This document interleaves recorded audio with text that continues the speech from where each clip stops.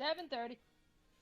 That it is. Hello, everybody. It is Brawlfan1 here for yet another live stream with you guys. And with me tonight, I got Danny, Brian, and Ryan, who is somewhere. How's everyone doing tonight? Hello. There's Ryan. No, I was still here. I'm just getting everything all set up. All right. Yep. So how's everyone doing tonight? So. Ooh. Oh well. All right, looks like we're definitely live. All right. So we're gonna wait a little bit before we get started to allow more people to show up.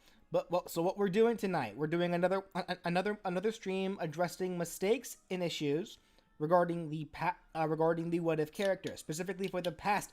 Who opened a Coke can? My immersion. Regarding the past 10 characters that we did. So it's going to be from characters 21 to 30, which consists of Shovel Knight, Slime, Hat Kid, Linkle, Eggman, Rayman, Cuphead, Phoenix Wright, Paper Mario, and Undyne. So we're going to go... How we're going to do this is that we're going to do each character one at a time. We're going to specifically go through each character one at a time so that we don't fly all over the place. We'll talk about any thank you for the sub. We're going to talk about any possible mistakes in the video, maybe issues that you guys have, and I'd also love to hear you guys' ideas and opinions on just what you think could be cool for movesets too. Now, I do also want to make clear as well, I won't be changing any movesets. I'm not remaking any movesets. I made that abundant in the Undyne video with Papyrus. But yeah, so because it's a big part of why I make this series. Aside from giving characters movesets who probably will never be in Smash, I love to hear feedback. I love to hear opinions. I love to hear you guys' ideas. It's just a lot of fun to me. So we'll give it just a bit before we get started. I'll give it about 3 minutes. So let's see what everyone has to say. And then, of course, as per the usual, any requests that you guys have, Danny's writing them all down for me because she's the bestest. And I think for tonight we'll just go over them at the end of the night as opposed to every half hour, just to keep. That makes a lot of sense. Yeah, just to keep the momentum of the conversations going. Yeah. Also, because I'm taking care of the list and everything, because I'm seeing, there's some people. I guess you must be new to the streams. First of all, welcome. But yeah, the reason we have slow chat on, this is why. If slow chat is not on, I am never going to be able to keep track of your requests because we have 200 people watching right now, and with everybody talking all at once, yeah, chats fly. There's no way I'd be able to actually stay on top of everybody. All right, sounds like you guys were a little quiet. I just turned you guys up. Is that better? Say something, friends. Yo. I'm a friend. Hi. Excuse me. Sorry. Don't die on us. No, we just started. Don't mind me. Before I hopped in here, I finished mowing the front and backyard, so my allergies may be acting up just a little bit. Ah, gotcha. All right. Thank you. Nikora. What an interesting name. Who are these guys? These are my bestest friends. My bestest friends in the whole wide world. I have friends? Got my bestest friend Ryan, my bestest friend Danny, and my bestest friend Brian, who you may remember, unless you haven't seen those episodes, he did Klonoa, Spyro, and Rayman. Hey. But who's the bestest friend? Me. Brett. I somehow I knew you were gonna say that. I am all of your bestest friends. I like my bestest friends are me, myself, and I. See, it's like you gonna put me on the spot like that. See, You're see, making me blush. see, BJ, like my mom was that kind of person. Like whenever like I got to really good friends with someone, she'd be like, "Oh, so how much you have to pay them?" Oh, fuck you. Also, Yeah, somebody had asked, how are we talking? We are talking through Discord. Yes. also remember, Brian, no cussing. Oh, right. Don't worry. There's All a right, guy who so- threw the yeah, Hoover so T and the F That's bomb. it. But whatever. How many people are currently here? 217 right now. At least that's what I've got. Welcome, everybody. Welcome. Let's go ahead and get this started then. So starting off with character number 21, Shovel Knight. And Black Knight tech game. Program. There we go. Shovel Knight and Black Knight. So they're technically the same video, Echo Fighters, regardless of such. So I'm going to keep keeping a close eye on the chat. Were there any major okay, starting off, were there any mistakes in the video? Like, I'm not talking about, like, I'm talking about, like, any, like, actual, like incorrect information, like, maybe a spelling error, anything like that, like, to start off with. Start off simple. Specifically in the Shovel Knight video that anyone noticed.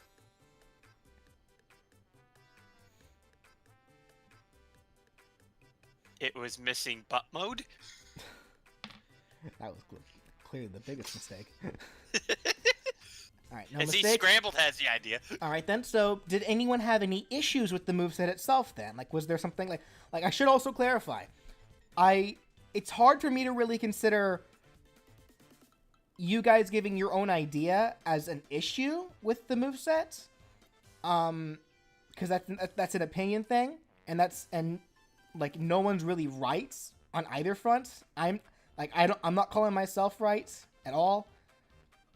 At the same time, though, there's no way to know. There's no right answer. Because, like, for example, let's say two people don't have their own ideas for Shovel Knight's up smash, but they both had different ideas. Who's the right one then? That's kind of the point I'm making here. So I guess, but with the moveset that I provided, was there any issues in general? Just the side smash being a projectile wasn't necessary. Mega Man would echo word with you there. And Villager. And I'm sure there's other characters that projectile side smash. Yeah, Olimar. Yeah, Almar. Yeah, technically Almar has one. Yeah.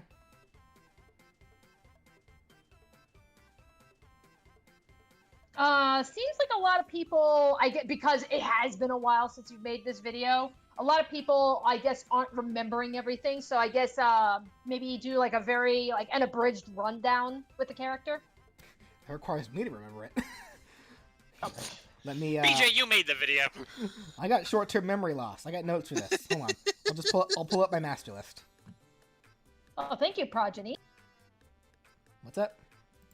Progeny donated $1.99. Thank you. I appreciate that. Master list. There we go. Let's see here. Oh, and Tyler.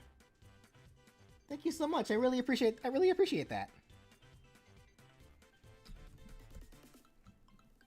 Here we go. Okay, so Shovel Knight for the most part.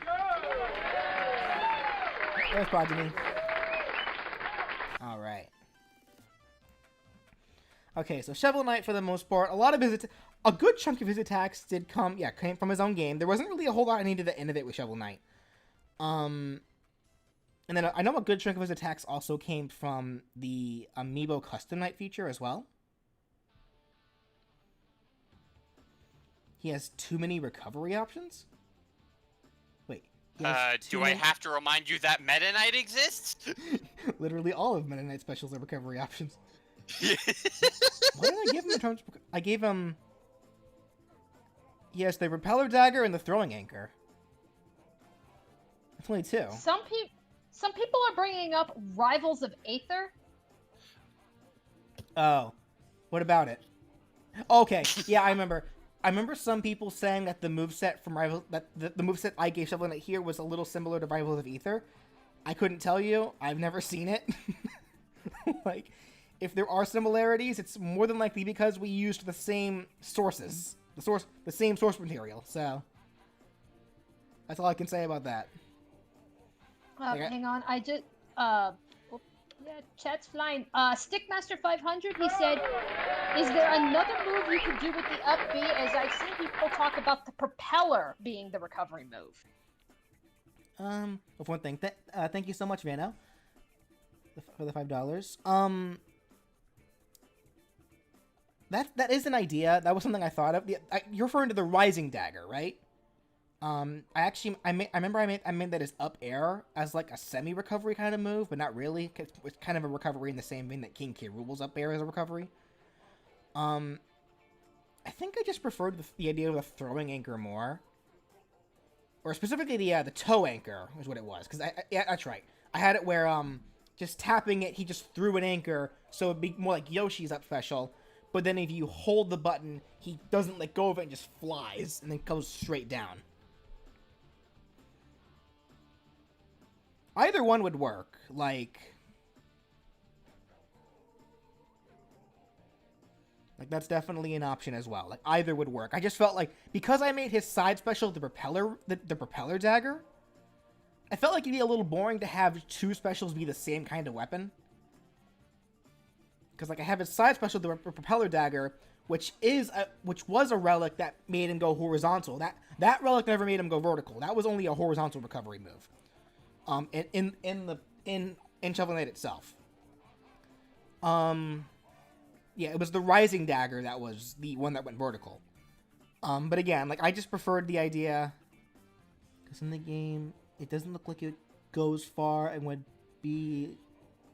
I guess I thought that you think the toe anchor would only go as far as Little Max? I don't know about that. Because I think if you look at Shovel Knight in like correspondence to how he looks in the game, I'd put him maybe it'd go about as high as I want to say Mario's jump punch. I need to see like the actual like I need to see the characters in training mode and how high their up specials actually go. It certainly wouldn't go very high, that's for certain. But he's a heavy character, like with the exception of of a few. Not very many heavies actually have that high of a recovery anyway. Like, I'd say maybe Ganondorf. Mario or Ganon... Brian, who has a higher recovery, Mario or Ganondorf? Mario. Mario does? Okay. I'm gonna say that the toe anchor goes about as high as probably Mario's. So definitely not Little Max. But then, yeah, the idea of it being one that goes up and then down, like, there's plenty of up specials that do that. Like, Ike... Crom, that never didn't count. There's Cloud if you press the B button twice. Yeah, Cloud, DDD, though DDD has a way to cancel his. I know there's more than that. There's way more than Incineroar. There's a few. I see. B Tovar says, "I think his fish should be his side tilt because some characters have add-ons, and his charged shovel swipe should be his side smash." His fish? Fists. Oh, like the gauntlets. Yeah. Yeah. Stormweb. Oh, thank you so much. I get the logic because the charge slash is literally a charge move. I get the logic. I get that. And that was something I kind of knew people were gonna wonder about a lot going into the video. My reasoning for making the gauntlets the side smash is because it's different. Because I made the up smash the horn, and the down smash. Let me see. I made that the flare razor. I wanted the side smash to be something a bit different than just shovel, because he uses that for a lot of his attacks anyway. Plus the gauntlets, I wanted to have the extra added on ability where if you charge it long enough, it becomes the Ghost Glove to turn it into a makeshift projectile that can only appear when you charge it long enough, and you really can't do that for a side tilt. Like something I love to be able to do with these movesets is I like to incorporate as much as I can, without making it too overwhelming, I suppose. What was that, Danny? I'm seeing a couple people, I guess they're suggesting, like, considering he uses a shovel, having some more berry attacks. I'm also seeing some people asking about ledge attacks. Brian, like, ledge attacks, like, all that really changes is whether or not they have a low one or a high one, right? Actually, the thing about ledge attacks is that each character like has a different range for their ledge attack, but for all intents and purposes, like it still like just hits them straight forward in front of them. Okay, so it really wouldn't matter either way, I suppose. I wanted to ask, did you give Shovel Knight the ability to buy his moves? No, I did not. He's not like I didn't make him like Steve. He like his moveset is a set. Oh, is that what he does in Rivals? Huh. Okay. Wait. Why are people saying I'm copying him then? Okay. What was I talking about beforehand? We were talking ledge attacks. Well, yeah. What was the other thing? Like you brought up ledge attacks, and then some people were saying like I guess like maybe have right. a couple of the attacks burying. like okay. actually burying his opponents. Here's my question: do you really want that? Do we really? If you're maining the character, yes. Do you like? I hate getting buried in Smash. Like even characters who have only one bury move, I think that's too much. Well, this is Shovel Knight. I get it. I know. I let him. I gave him a berry move. I gave him a berry move for his down throw. Like I think I did that anyway. Yeah, I did. Like he doesn't need any more than that. No, you see, BJ, it goes into that idea where it's like, do you really want more moves on your character that can bury people? I mean, if you main the character, yes. Yeah, it's like Villager, Inkling. Yeah, because like it's like this one post I saw where it's like, okay, so I can confirm that everybody hates lightning loops on Pikachu except the people who main him. Maybe use the fishing rod for his grab. I don't know about that because it's not really a fishing rod; it's a fishing anchor. Like it's not like Isabel's thing where she has like an actual hook on the end of it. Shovel Knight has like a whole anchor. Like that's not a grab. You're just nailing someone with an anchor at that point. So. What if in team battles his berry moves could unbury his teammate? Like he could dig them out if they were like, if your teammate was buried by Inkling, could Shovel Knight dig them out? That's a smart idea. I kind of like that actually, because because Shovel Knight does more digging up than he does burying. That's the thing. So I kind of like that idea. Who said that? I'm writing that down. Who said that? Velox. Velox? Spell that for me. Veeelox. Being able to unbury. Hey, thank you again.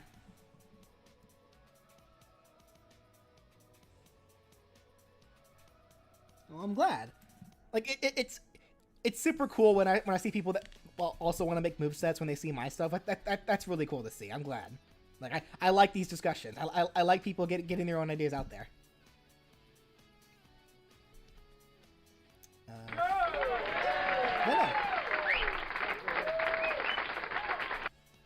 right. Thank you so much, Veno. Yep, we got you down. In team battles. And well, that being said, so to unbury somebody, because right now you've only got like actual burying would be down throw. So so would that just be a matter of, okay, if you want to unbury his down tilt has him use the trench blade, which is literally him digging up dirt. So okay. Well, no, you see, if it was a down throw, though, here's what you do. You'd watch your opponent get buried. They try to go in for the smash, but that'd be the bait. He grabs them, and he digs them out while throwing the guy at the same time. What if his down tilt had a small chance of digging up an item? That'd be cool, but everyone would hate it because of the RNG. I mean, look what happened to Hero. Yeah, see, Hero's banned in Australia. We don't need that for Shovel Knight. They don't know how to. Yeah, they don't know how to have fun in Australia. I love RNG. That's why I like having RNG in certain movesets. I love the idea of that. I think it'd be cooler if it was just food items, maybe. That'd be cool. Either way.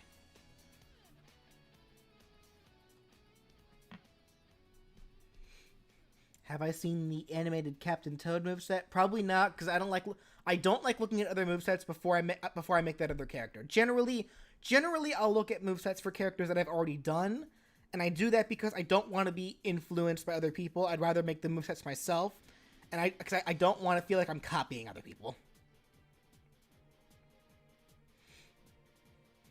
All right, so I guess also remember, guys, yeah, we have Black Knight too.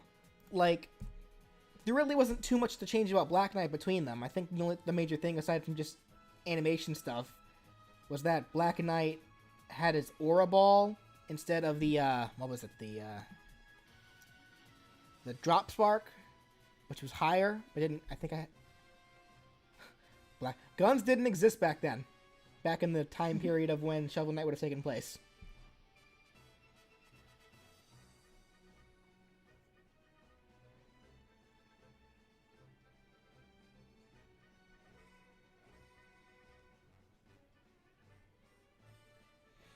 Alright, so I guess with that said, is there anything else on Shovel Knight and Black Knight before we move on?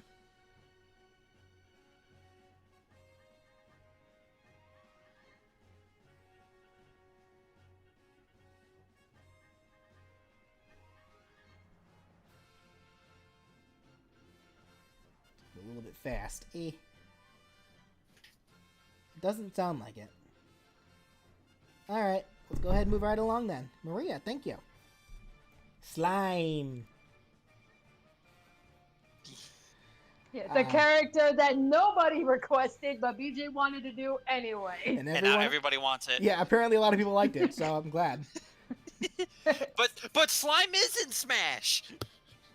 And so was Shovel Knight. So was there any issues with Slime? Not enough slimes. The only issue, no one wanted it. I wanted it. You calling me a no?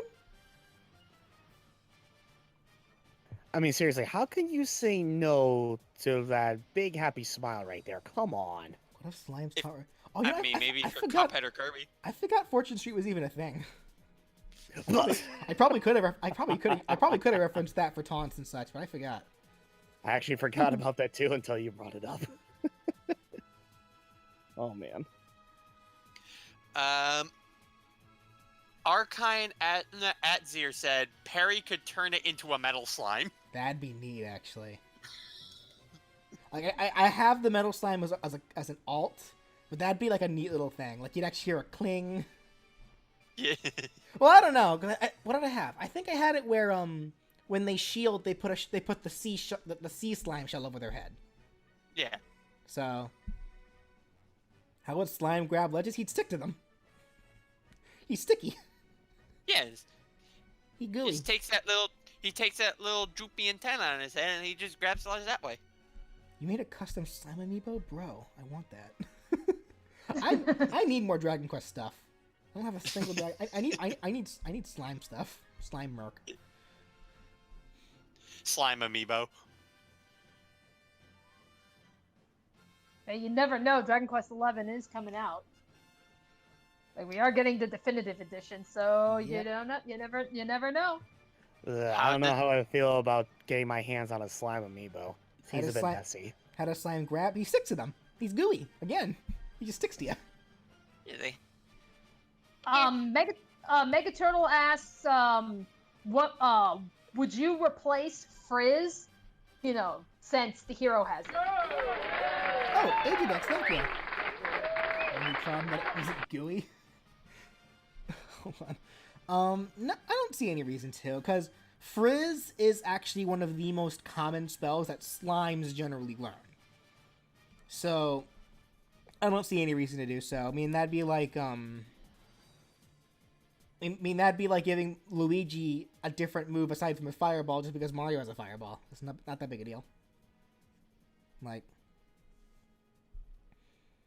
And then I remember seeing this this funny little animation someone made, where it was like I forget the context, but it was literally like it was a little video about Slime and Gooey and just them being best friends, and it was pure, and I loved it.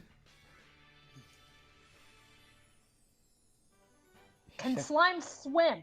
Yeah, and I even made mention to that in the video. He turns into an aqua slime when he does that, which is literally just a slime shaped like a fish. Okay. How he would drown after that, I don't know, but I mean, how does Squirtle drown? He's a turtle. Yeah, Squirtle shouldn't be drowning. Heck, they did add the aquaphobia mechanic for certain characters like Charizard, Incineroar, and Inkling. Sonic. Yeah, and Sonic. Yeah, who just straight up take damage when they're on water. But Meanwhile, Mega Man should be electrocuting in water. why does he grab other fighters in the? Because he's small. Like okay, getting that out of the way. Yes, I saw it afterwards after I made it. Danny was actually the one that brought it up to me, but I didn't bother changing it. I don't know how. I don't know any other way to really properly represent that. Slime is short. Like. Hey, Wario's is worse on some characters. Yeah, Wario's literally like, Wah, wah, wah, wah. Bad touch. No touchy. No touch. Throwing off my groove. So I want to see Slime used to. Red Wing Gamer says turn into a heel slime for the grab. Using the tentacles. I thought of that. Of course, now you're asking, well, which would you want? You want to be hit in the crotch by a slime, or do you want to be tentacled by a slime? Pick your poison, people! I've seen enough anime to know where this is going. I remember. Yeah, it's like pick your poison, people. Max Bag, thank you. I remember I made the slime's back throw involve the heel slime. No, I'm good, Danny. I'll just take the back massage. I think the biggest reason why I chose not to do that was to avoid making all of the throws just heel slimes. Like I had the down air have him become a heel slime, and then for the back throw he became a heel slime. Jason asks, how would slime grab items? Would he hold it in its mouth, or will it pop out of his head? Either on his mouth, or they just stick to his body. Again, he's sticky. But I guess what would you do if slime ended up with slime ended up with the gun, or ended up with a scythe or something that actually requires movement? He'd probably just shoot him from his mouth. Imagine. Okay. I mean, these are gonna be a lot of the same questions we're gonna get for when and if I do Goomba. So. All right. So I guess no real issues with slime then. What speed? The only issue is he's not actually playable in the game. What speed and range would Up B have? I think I made it comparable to Fox's. Like, it wouldn't go as far as Fox, but it would go farther than Falco's. Like, to give a comparison to that. Also, thank you, Danny, for specifically using gun as an example.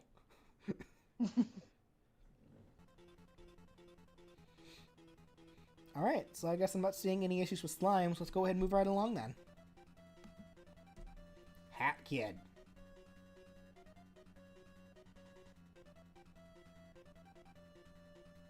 Does Kirby ability... we'll go over that whenever I make the slime hat for Kirby. So for now, let's go ahead and move on to the Hat Kid. Hat Kid is broken, how so? Not enough hats. The absence of the Nyakuza outfit? My biggest thing about the Nyakuza outfit is that it really wouldn't be the whole outfit. It would just be the varsity gear, wouldn't it? Because the actual hat, the cat ears and the mask, that's just for the brewing hat, I believe. So again, I'm not saying the Nyakuza outfit couldn't be an outfit. It very well could. My whole thing was that, but again, I think I make mention of this in the video too, how different costumes could also show different hats.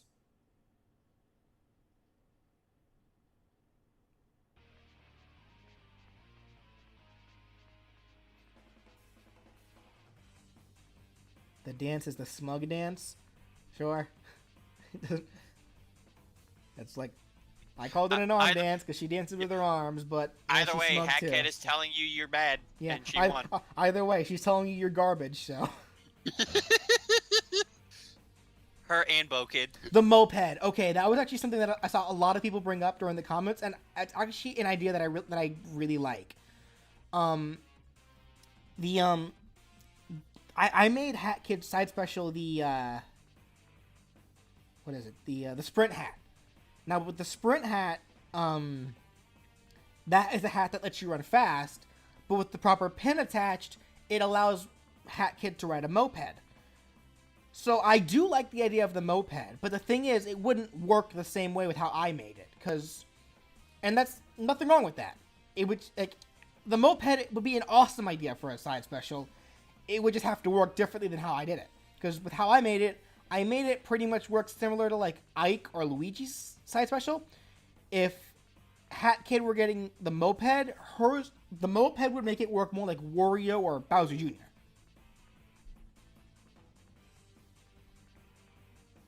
Okay. Okay, I guess Tracer. Tracer. I know we've already moved on to Hat Kid, but they're asking why couldn't Slime wall crawl? Wall crawl? I don't think it's a thing. Yeah, that's okay. not. There's wall jumping and there's wall clinging. I don't think you can wall crawl though. No, I mean that'd be a unique movement option that only the slime would have. It'd be busted though. Anywho, also, Brianna asked, why isn't Up B the Dweller mask? She could have a platform appear while she swaps to the Dweller mask and use it to stand on the platform. I don't like that idea. I really don't. But you know what? Because I know a bunch of people about that. I don't much care for that idea myself. But you know what? I actually did think of an idea for the Dweller's mask, and I was actually planning on making a doodle for it and posting it in my community post earlier. I didn't have time to finish it. But I was thinking maybe to actually incorporate the Dweller's mask, since that was the one mask that I was missing, and I couldn't think originally of a way to incorporate it. What if it was her shield? Because the Dweller's mask, that's a mask that makes invisible platforms solid. Like normally, well, ghost platforms, I should say, like platforms that normally, like, you can walk through. It makes them solid. So the idea of her turning, putting the Dweller's mask on to make a bubble around herself appear, that makes more sense for the Dweller's mask. The idea of it being a shield. So then, in corpse of her cosmetic gimmick, whenever she shields, she'd then be wearing the Dweller's mask. So that was actually something I thought of actually only a couple of weeks ago, and I wanted to bring it up more, but I never got a chance. So now I am.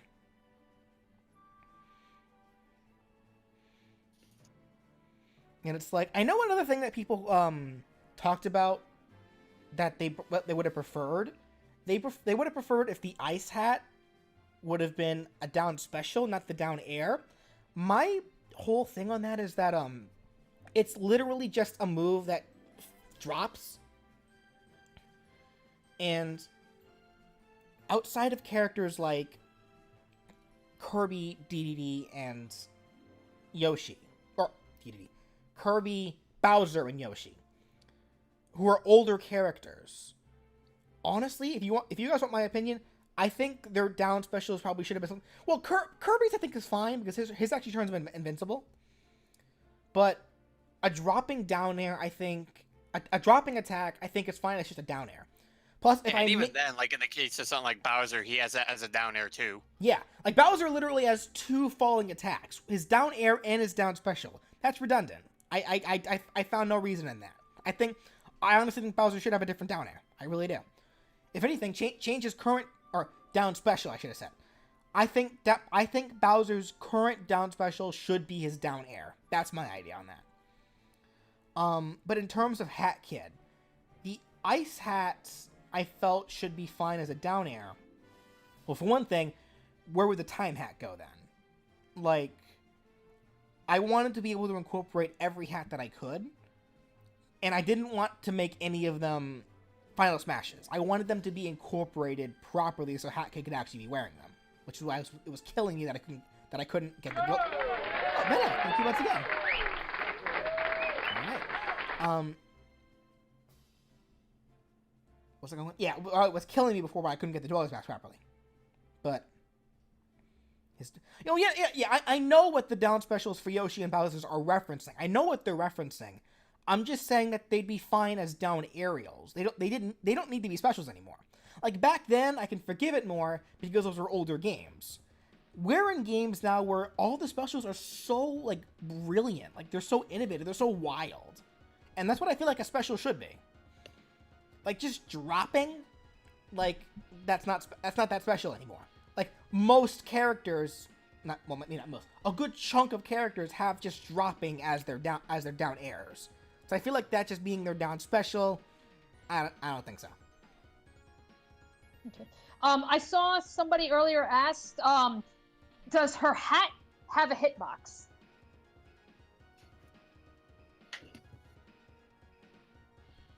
I don't know. Maybe not. Well, I think what they're saying is like, could you hit Hat Kid's hat and that would count as him taking damage? So like, if you would have hit Mewtwo's tail, that would count. I'm gonna say no because it's technically not a part of her. I'm trying to think. Is there a character? Like, okay, here's an example. If you hit a Fire Emblem character's cape, does that hurt? Does that count? I like how I could just say a Fire Emblem character, and everyone's just like, it's like, okay, yes, yeah. Which Fire Emblem character? Yes. Okay. I saw somebody, I believe, Kimberly. She said a good attack she could have could be an automatic dodge to reference her rewinding time. She doesn't rewind time though. Well, like, yeah, the hourglasses, the timepieces, those do rewind time when they're busted. Yeah, that's how those work. But that's not really something that Hat Kid ever does outside of the very end of the game, which is what I made for her final smash.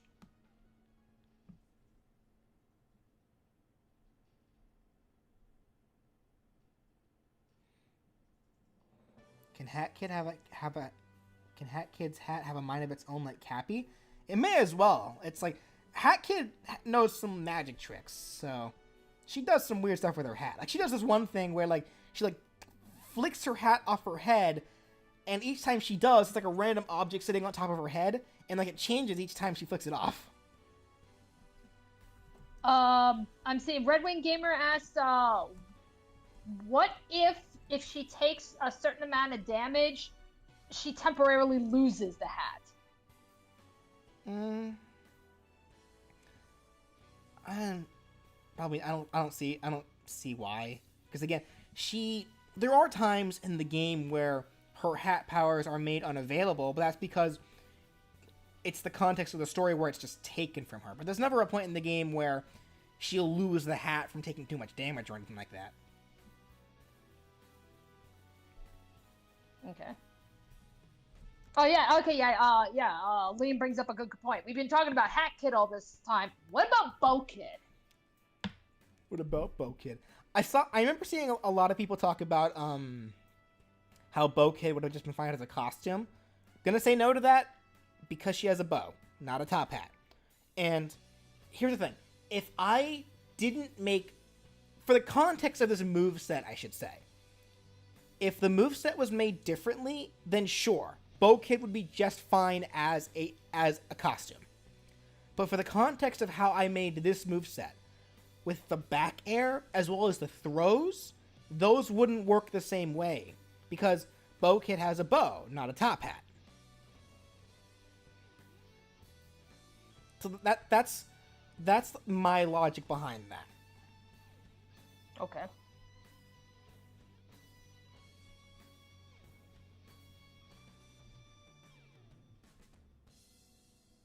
Side smash is the cat baseball bat.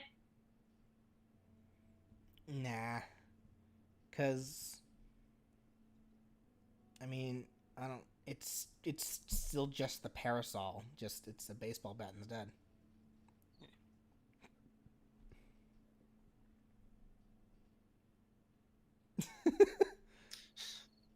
That makes you sad.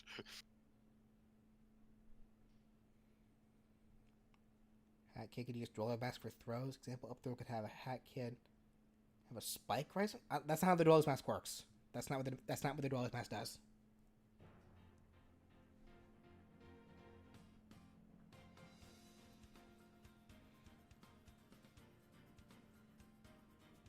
Hat Kid.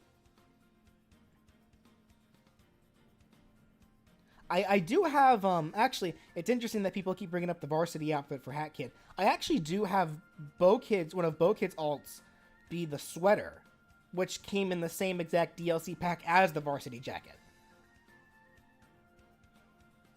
Mafia be an assist trophy? That'd be funny. Dad with the Mafia! Does Bo Kid have a tether? Yeah, she does. Yeah. Okay. Yeah, that's what I was just about to say. Yeah. Like I just personally like the idea of the hook shot being the up special, because generally that's the only way Hat Kid gets height, aside from just jumping or just bouncing off stuff. Like, it's the hook shot.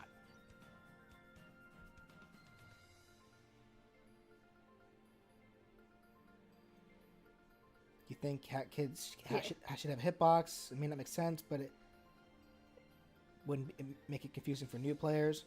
I don't know about that. If only because I feel like generally most hits will still hit her anyway.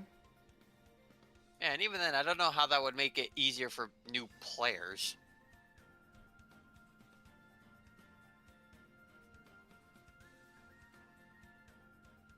Let's see. BJ, you've made multiple move sets where character poses and says X, but a lot of these characters don't have official voices, so how would you go about that? Hire voice actors and give them voices. Like problem solved. There were plenty of characters who appeared in Smash who never had a voice actor before that.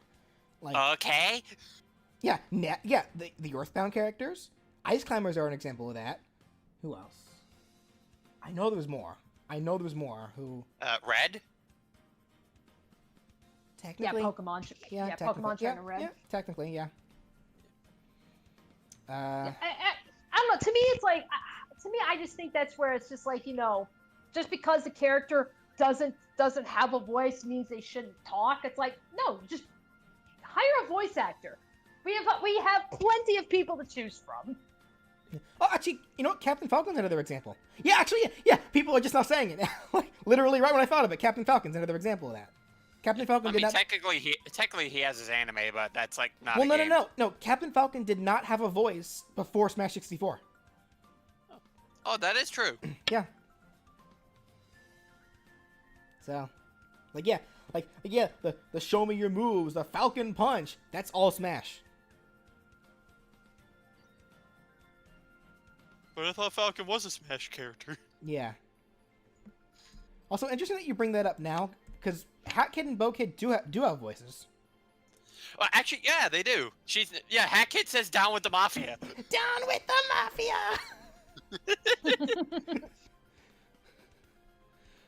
I do remember people talking about Shovel Knight for that though. Like Shovel Knight. Well, Shovel Knight does talk in his game. That's the thing. Yeah, he does. It's just there's no voice work. Shovel Knight does have a voice actor. Yeah, wasn't it? Ukulele. Wasn't that like? Well, okay. Wasn't that the joke that you did for his intro? Yo, that's one thing. But I think actually, if I recall, I found this out later after I made the moveset.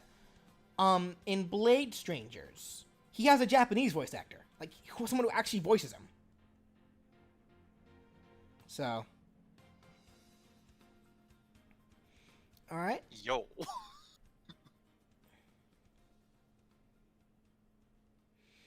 So I guess, does anyone else have anything else they want to bring up about Hat Kid?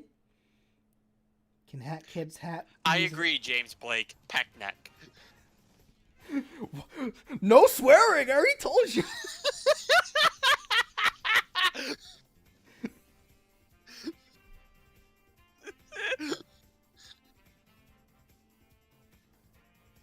Yeah, actually, Sherry here. That's a good point, actually. Yeah. Olimar and Alf are the only characters who don't have voices, and they do have voices in their own games. Yeah, Olimar's is much deeper than you think it'd be. Yeah. How old is Hat Kid? I don't know. Like, Hat They are Kid's a child. Well, no, Hat Kid's an alien girl. Like, for all we know, she can be an adult in her species. So. She just looks like a child. We don't know. Yeah. But let's just assume that she's a child to avoid the lolly, alright? Let's move on. Yeah. Yeah. Alright. I don't see anything else for Hat Kid. Let's go ahead and move on. Linkle. So was there anything about Linkle that anyone had any general issues with? Are her feet okay for being on fire? But on fire! Linkle firebender confirmed. Oh yeah, it's a shame Malik isn't here because yeah, this was his special request. Yeah. Oh, and real quickly, to everyone who just kept saying, so she's just another Link. Heathen! What are you saying? She's just another Link. She didn't even have a sword. You heathens! It's like, Repent for your sin! that's like adding Bowser Jr. and saying, oh, that's just another Bowser.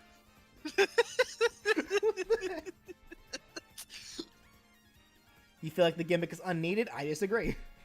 Yeah. I like the gimmick. Yeah. Harkens back to Hyrule Warriors, which was an awesome game.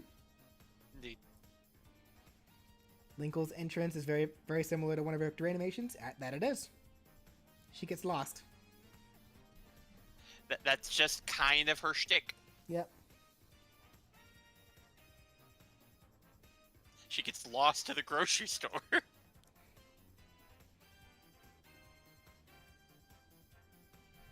She's like Roronoa Zoro from One Piece, like he's constantly trying to find his directions. Maybe use bomb arrows instead of actual bombs? Well, the bombs actually are bomb arrows, believe it or not. Yeah. Like, they actually are bomb arrows. They're just, in the context of what they look like in Hyrule Warriors, they're just arrows with, like, giant bombs on the tip of them is all they are. But they are bomb arrows.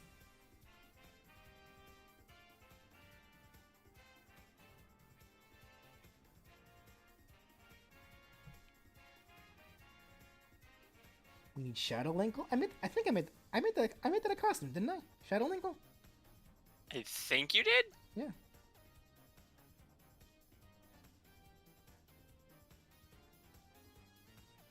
It's not my Shadow Linkle. Link and Tinkle fusion? Oh no. Please no.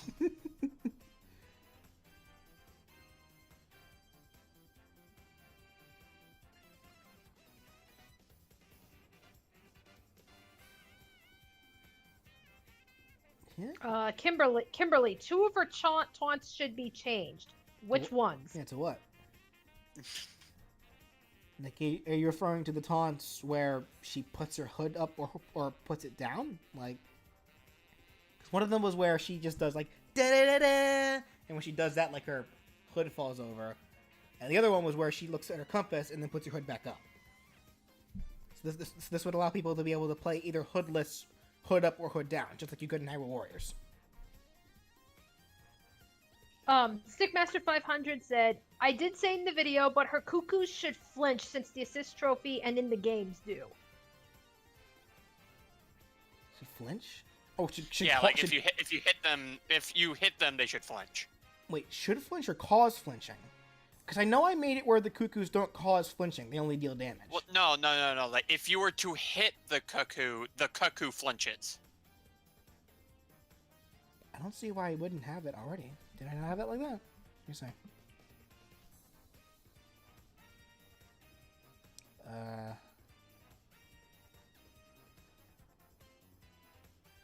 I think it does flinch.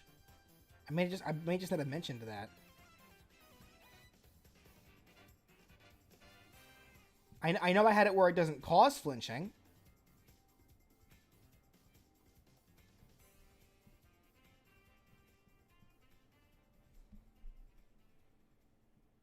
I mean, getting hit. Yeah, okay, I was right. Yeah, so getting hit by the cuckoos deal flinching damage. I think my idea for why I chose not to do that was because of the golden cuckoo. Like, because that guy deals like a lot of damage, and I don't want people getting upset at the idea of something not only doing a lot of damage, but making it easy for people to get comboed. I think that was my logic for that. I mean, they could cause flinching, and it would need to be balanced to be able to do so properly, is all. Well, because like I think more so what they're asking about is that since you can attack assist trophies, if you were to attack the Cuckoo, does the Cuckoo flinch?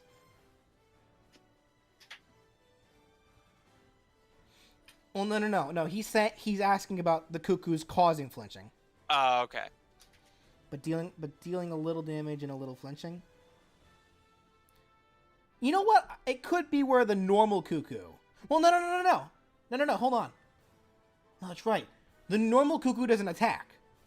It's only the golden one that does. And that guy deals a lot of damage. Yeah. Because I made it like that because that's how it is in Hyrule Warriors. Because this special is specifically referencing the side mission, where you got to protect the cuckoo, the baby cuckoo is eating, and if you can do so long enough to the point where he can fill himself up, he turns into a golden cuckoo. Like the cuckoo eating in the game doesn't attack. Benny, thank you. It doesn't start attacking until it becomes golden. But what happens if you take the Cuckoo item and hit Linkle with it? Well, actually, I saw somebody had actually asked. So let's suspend reality. Let's say we got the actual, cuckoo item like out on the field, and then Linkle's chucking cuckoos. How would you tell the difference? Like, which is the item and which is Linkle's? They'd look different. Like the cuckoo that's currently in Smash as an item is the design from Breath of the Wild. The cuckoo that Linkle would have would be the fatter design from Hyrule Warriors. Like they visually look very different.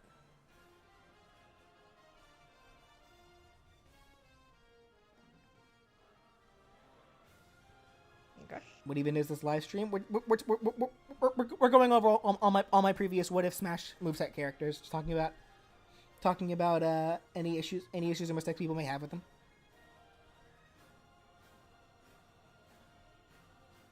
How about giving Linkle the combo message from Hyrule Warriors if she gets a combo higher than 5?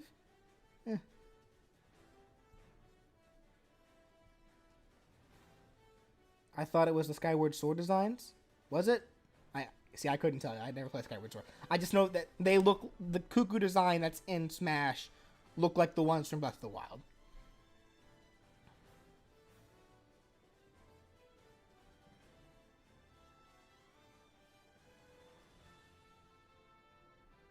It's not the design? Am I just crazy? Hold on. I'm looking this up. Breath of the Wild Cuckoo. Let me see. Wait, are you talking about the cuckoos, like Linkle's cuckoos, or No, the ones in actual the ones in Breath of the Wild. I could have. Maybe I am just crazy. Hold on. What do they look like in Smash? Let's see. Super Smash Bros.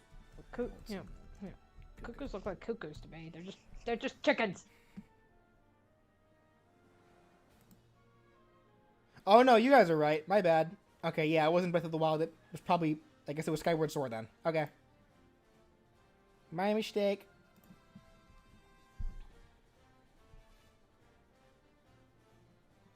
You know what I think? I think I was looking at the shape, because the ones in Smash are just pure white, whereas the ones in Breath of the Wild are brown. But they have like a similar shape is the thing that kind of threw me off, I think. Okay. My bad. Hannah asks, can Linkle's cuckoos be grabbed? No. Nope, only attacked.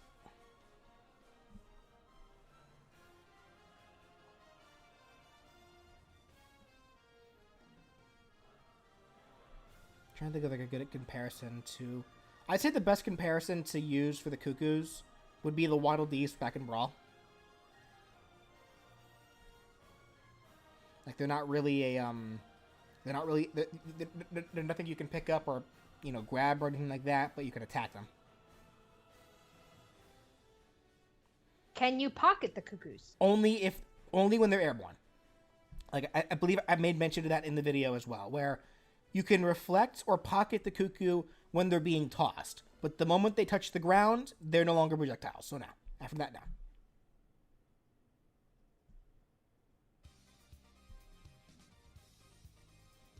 Oh no, Guile's theme. Would the ults also change the appearance of the crossbows? No. And the reason I say that, and that's a weapon thing. Correct me if I'm wrong on this, but I don't think there's a single character in Smash who's, if they have a weapon, the weapon changes color along with the character. I don't think there's a single one. Like, I'm fairly certain that every character's weapon stays the same color regardless of the alt. Let me double check that, actually. I think that's the case.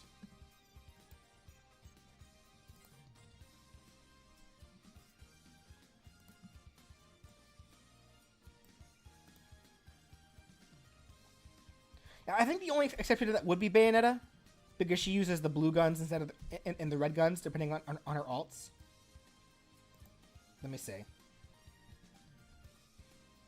me see Link here.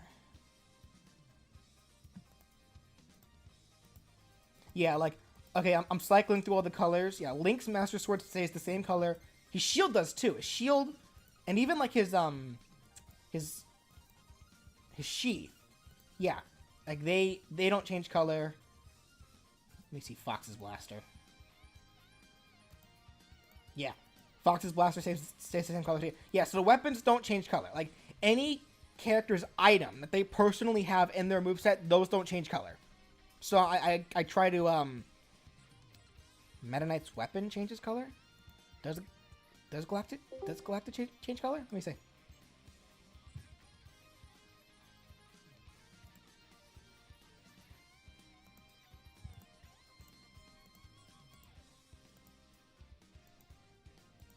Only for 2 alts. Yeah, so Meta Knight does have a changing color for his Galacta, but only for the Galactonite color and for the Dark Meta Knight color. And I can assure you they only did that because of Galactonite and Dark Meta Knight. Also, did someone enter the call? Ryan. No, that was me. Okay.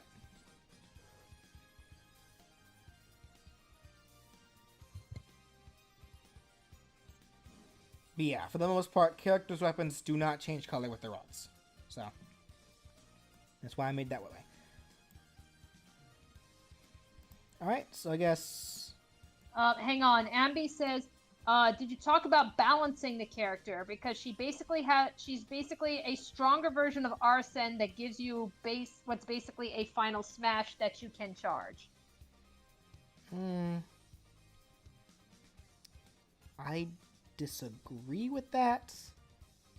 Oh hey, speaking of the devil, here's Malik. He's in the chat. Hey Malik, thank you so much, buddy. Thank you. I believe I had it where the attacks have like start lag and end lag. So for the most part, they're predictable when you see them coming. And even if they weren't, they're easy to punish.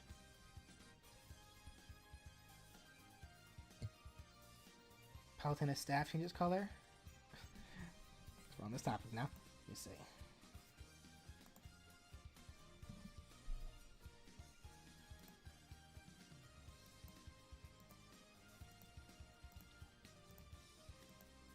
Interesting. Palutena's staff does change color. Her shield does too. Huh.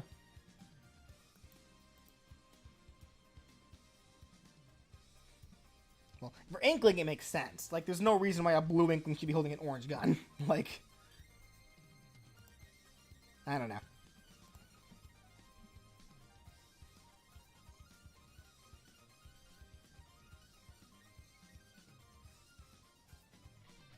Can you draw more renders? Only if it calls for it. Because that takes up a lot. Like here, jumping ahead a little bit, Undyne, to draw all 3 of those different renders, so the armored, the casual, the date, and the undying, that took 2 days to draw all of that.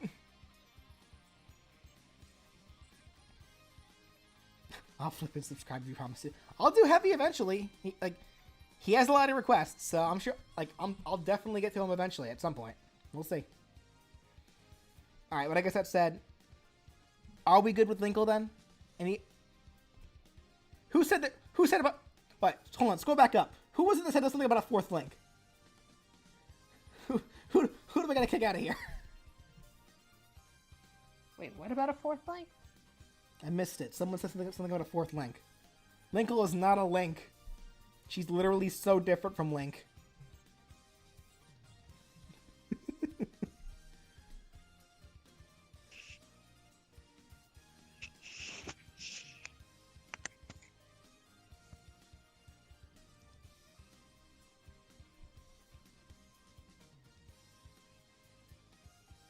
Says 3 Undyne alts, names 4. Well, there are 3 Undyne alts. It's armor, casual, date, but the Undying armor is something completely different. Like that you'll get that regardless of your alt. So that's something it was 4 drawings, but there are only 3 alts. So yeah. Now about me not being able to count, that's completely true. We'll get to that later though. I cannot count. They were saying they were glad it just wasn't a fourth thing. Oh, okay. They're fine then. You're back on my good list. It's like, oops, false alarm. All I saw was fourth link, and I panicked. So. Clearly. All right, so I guess no more issues with Link. Does not Linkle. look like it.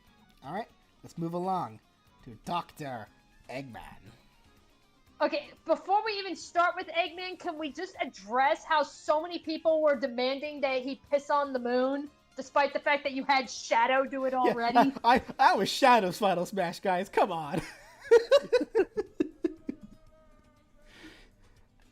Obviously, they were making reference to that hilarious. I know it was a meme, and don't get me wrong, I adore that fandom, but it's like, come on, guys. My counterpoint, though, you're referring about the Eclipse Cannon being fired. I made that Shadow's Final Smash, so there.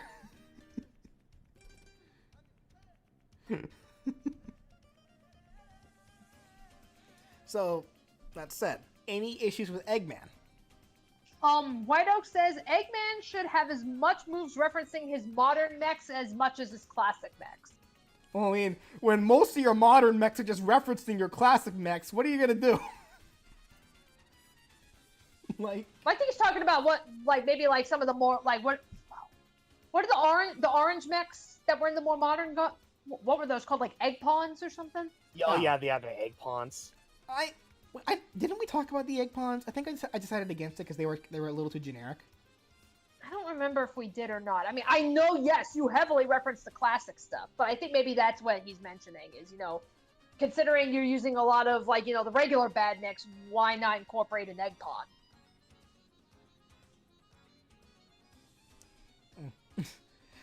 I don't know, egg pawns really are just kind of generic, honestly. Like, compared to the old bad necks that really are really unique. Which is weird, seeing as how, since Sonic Heroes is Eggman has used egg pawns quite a lot, actually. Eggman's Egg Mobile should take more damage than 80%. 80's too low. I'm going to disagree on that, if only because Eggman is a heavy character. Plus, I made his moveset a little bit stronger than average on normal to compensate for that anyway. Because, again, the whole idea in theming behind Eggman is that he's supposed to be taking total control. He's the villain. He's trying to take over the world. But if you take advantage of his weaknesses, then you'll be fine.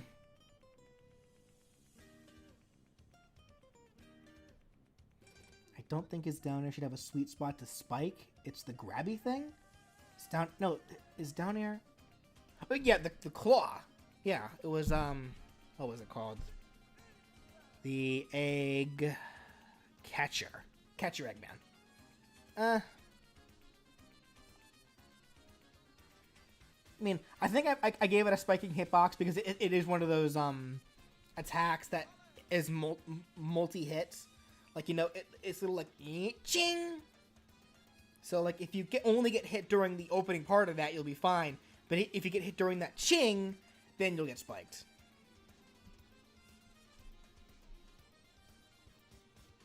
Does Eggman take more damage if he's hit directly when he's in the mech, like how it is with Bowser Jr.? No. How it works is that he actually takes reduced damage overall while he's in the mech, but only Eggman himself does. Like, his damage percent meter actually does increase slower than everybody else's while he's in the mech.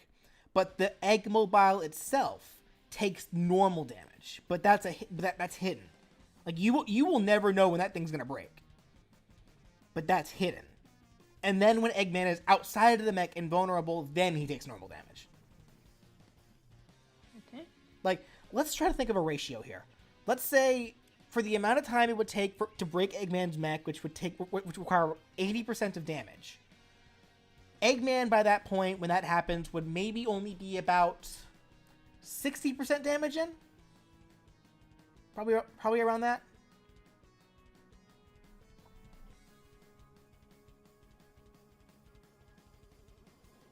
And then, you know, speaking of which, actually, I remember seeing some people talk about how while he's out of the mech, he should have his jetpack, like we see him have in both CD as well as Lost World. I decided against that, if only because I feel like that kind of defeats the purpose of exploiting his weakness. And then I know a bunch of other people were talking about taunts. I didn't want to give Eggman outside of the mech any taunts, because why would he be taunting when he's at a disadvantage? Like, I feel like at that point it's like Eggman, I feel like, is smart enough to want to get away when he's vulnerable. He wouldn't be taunting. He'd only start taunting once he gains the upper hand back up. Mr. Maniac had asked, what would Eggman do if he used the down B when you don't have any bad nicks? Would he try to spawn one only to realize he has none? Exactly. Pretty much that. Like, he would just not be able to summon one. Okay. And then Dark Meta Knight asked, do the bad nicks have a hitbox? Yes, they do. Like, just touching them deals damage. No, touching them, no. Obviously you can hit them. Like, you have to be able to destroy them. But if you hit them with anything that isn't an attack, so just running into them, that'll hurt.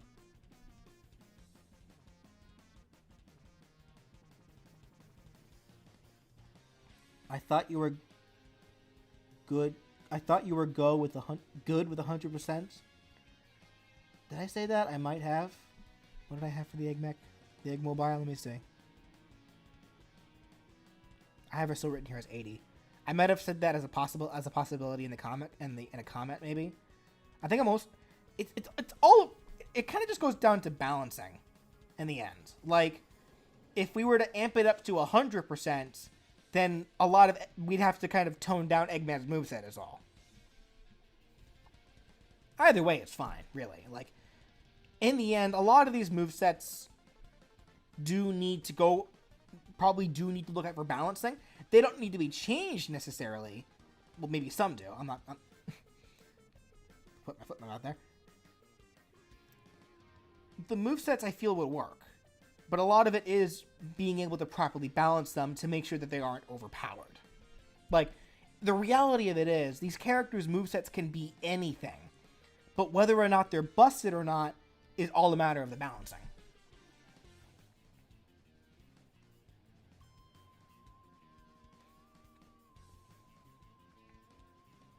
His final smash would be the gigantic laser from Sonic Unleashed?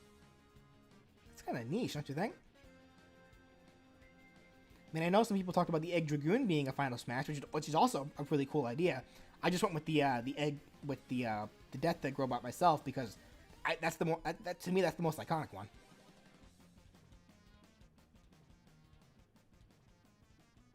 Flaming says, I feel that Eggman's Orbot and Cubot should make an appearance in one of the victory animations. They could. They very well could.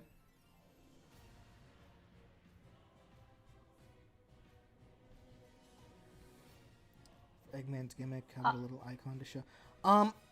If we were to give a signifier, I'd say if anything, the best kind of signifier would be the egg mobile itself smoking, like maybe showing just some visible damage on it, or yeah, like emitting smoke. So like once it's like smoke, I would say different from how you look when you're in rage, like naturally in Smash. But then yeah, like maybe like showing visible damage on the egg mobile to give you a signifier. Oh dear, it's about to bust. When I saw Eggman's dash attack, I immediately thought, now that's what I call an egg roll. Spider King, thank you.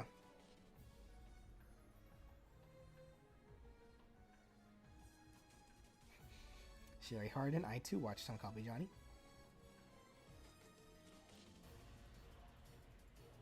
A couple people are asking about the Eggman Nega ult. I have that as a color, not really a costume. It could be a costume, though, I find. I probably could have just made it a costume, honestly. Like,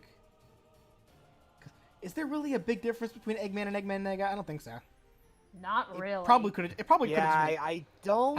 I made it a so. color, not really a It could have been a costume, though. Honestly, it probably could have. Yeah, nothing too drastic. Yeah. That being said, they're literally the exact same person in a way. They're just from two different universes.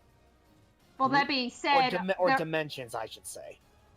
well, that being said, people are also suggesting, what about incorporating Eggman from Sonic Boom? Well, I made a point about that, didn't I? In the video itself, where I straight up said that other appearances of Eggman could work. I just chose the ones I did just to keep things simple for now.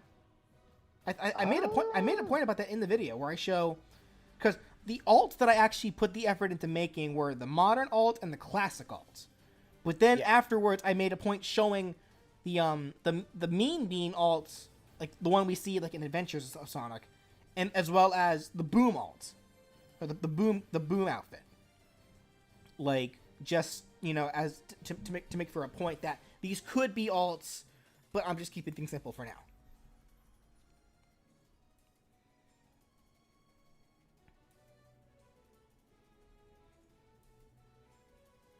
Eggman of his mech could have him use moves that he used in Sonic Chronicles. Just throw a wrench? That's boring. What did he do in that? He threw a wrench. He was able to take apart machines. He had a bomb attack, I remember, but I say no because again, I wanted the whole point of that for him to be vulnerable because that's the whole point of Dr. Eggman. Like, you can only really hit him when he makes himself vulnerable. Give him a Jim Carrey alt now. What about his minions? What about his minions?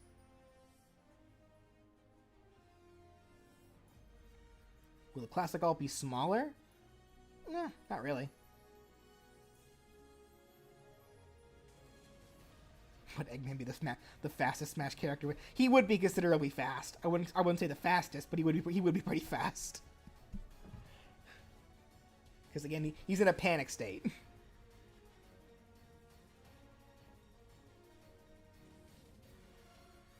Give him a belly counting now. Gamma for no, that wouldn't work. How would Gamma be an Echo?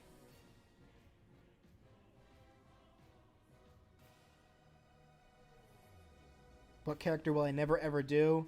I will never do real people. I won't do characters from certain shows like Family Guy or South Park.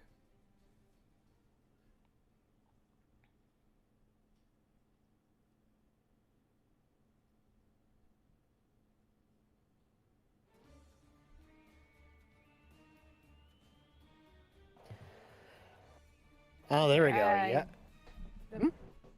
I'm just saying, like, I guess I'm not really seeing like anybody else really like bringing up anything. It's just so much as they're saying like, oh, have this voice or have your that kind of stuff. Like nothing really with the moves itself. I saw someone say that Nega should be an Echo. I'm going to disagree because there's not really any major differences between them that would require them to be an Echo if that were the case. Like that would just be a costume. Right. Okay, so I guess are you good to move on? I am. All right.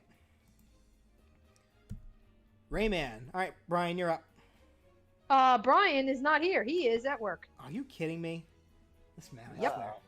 When did he leave? A while ago.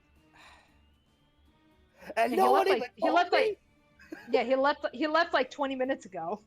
Gosh dang it. But that being said, he did bring up a list of questions and such.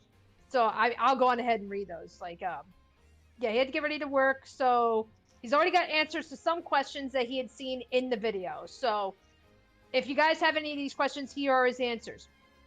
Too much Rayman Arena representation in the moveset. When thinking of a moveset for Rayman and Smash, my mind tunneled to taking moves from a fighting game, and with that, Rayman Arena just took over my mind. With that in mind, if there was less arena representation and I thought of using other things, Rayman's side special could be the walking missile that runs at opponents and blows up. Basically like Bowser Jr.'s Mecha Cooper, but faster. Also, I'd like to quickly point out, for those of you who were actually saying that about Rayman Arena representation, coming from the person who helped record the footage, I take offense to that. Anyway, number 2, more Rayman Hoodlum Havoc representation. Originally, I was going to make the Lockjaw Rayman's grab, hence why I still made his grab a tether recovery. But after going over it with BJ, he said giving him a grappling hook for a grab seemed a bit extra for a Rayman game. It kind of was, honestly.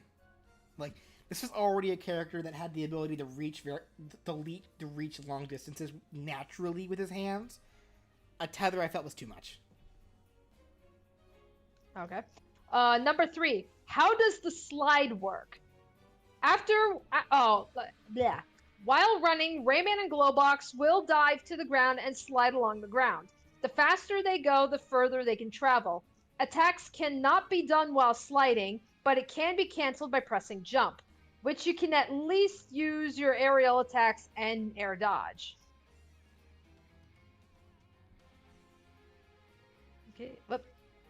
Okay, number 4, Glowbox's red alt being in Legends. I originally didn't believe the origin to Glowbox's original red skin was canon due to the origin story being part of unlockable backstories for the characters. Rayman had one of these which explained how he got his hair, which doesn't make sense in context to Rayman's creation due to being made by Batilla, and he was made with that hair. And apparently in that origin story, Rayman's hair not only migrated to his head hobo style, but is sentient. So forgive me if I thought the rest are in similar vein. Number 5, no Japanese Rayman alt. I had too many alts to choose from, so cut me some slack. And then, how many questions is he going to predict? I read the comment section and stream chats too, guys. As I can read your comments now, I am the fourth wall. Gosh dang it, Brian. All right. Yeah, so those are at least that's at least what Brian wrote down before he had to go to work. Okay. Right. I saw someone earlier say that they thought Rayman's moveset was too basic. That's appropriate, honestly. Rayman's a pretty basic game. Like, honestly, I think that's fine for Rayman to have a basic moveset, because the Rayman games are not complicated by any means. They're very straightforward games. Like, I do believe that a character's moveset should represent theming not only behind the character, but also behind their games as well. Would he have a disjointed hurt box?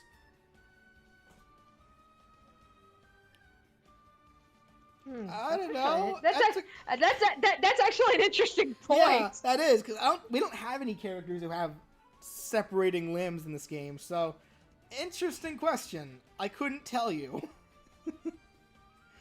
I guess probably. I imagine he probably would.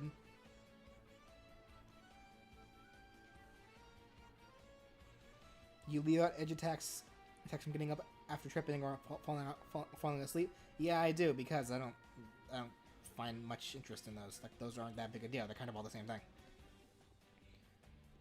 What about SFF2?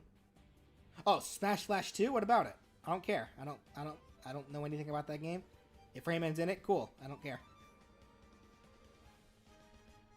Plus, isn't that a fan game? Yeah. Yeah, and it's like you're building this off of official Smash, not fan Smash. Well, I'm sure Smash Flash also builds their moveset off of official stuff too. That does not mean I'm gonna copy them. Hence, I mentioned this earlier. I don't look at any movesets for any character until I've already done the video on them, because I don't want to accidentally be influenced by other people and feel like that I'm stealing their ideas.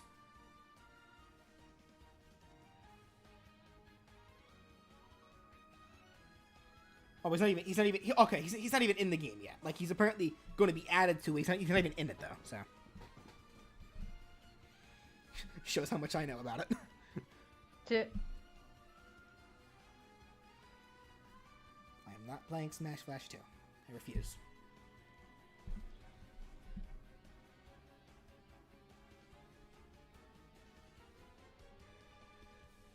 I had an idea for Eggman. We skipped you. Sorry about that. We'll go over all the characters at once at the end. Was there anything else about Ray? I guess there was the issue about Glowbox as well. Like how, I guess I should go ahead and bring this up now for anyone who probably hasn't seen yet. In regards to the character Blue, Pokemon Trainer Blue, I no longer consider him an Echo Fighter. I was wrong to call him that. I thank everybody who brought to my attention the article that Sakurai gave regarding Isabelle and why she wasn't an Echo Fighter, and that's because her body proportions were different from villagers.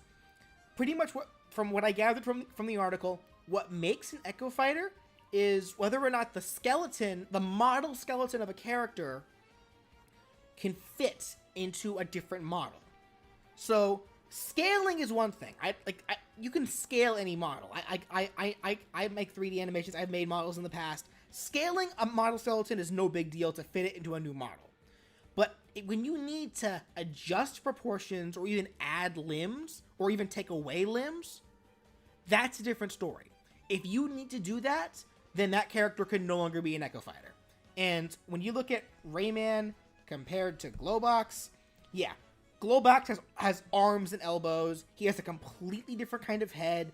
He has a thicker body. Glowbox would need a completely different model from Rayman, a model skeleton from Rayman. So as such, Glowbox could not be an Echo Fighter. Semi-clone, though. That's fine. Because the whole idea that we did for Glowbox was that Brian and I loved the idea of Glowbox being like a heavier, less wonky Rayman. Because Rayman would have a lot of disjointed attacks, whereas Glowbox would be kind of a more traditional character, but with a little more weight and strength on him. So that's why we chose to make him a semi-clone, not an Echo Fighter. And again, yeah, semi-clones can work just fine. Like they'd have all the same attacks. It's literally like Glowbox is pretty much there for people who want to play the Rayman moveset, but probably wouldn't be able to get used to it. So they go to Glowbox, who's a little more traditional.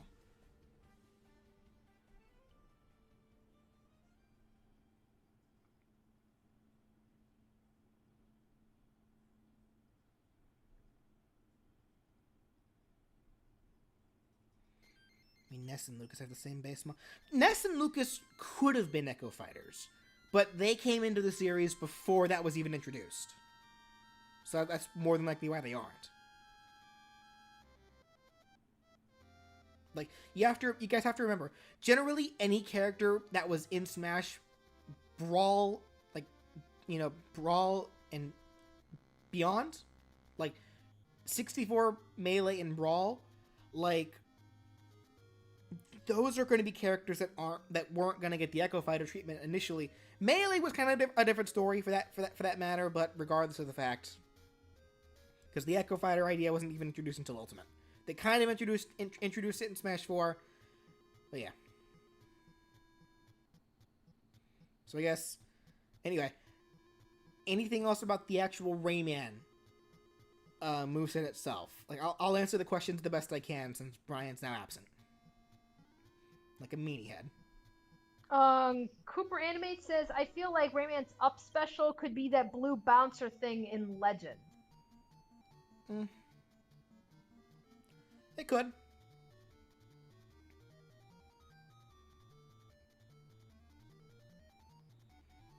Like this just another option out of many, because Rayman is a character that actually has had a lot of, I think, varying means of getting vertical height. So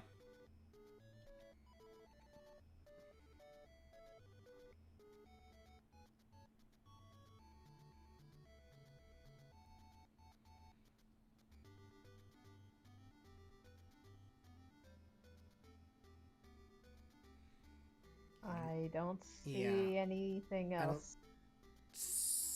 see anyone having.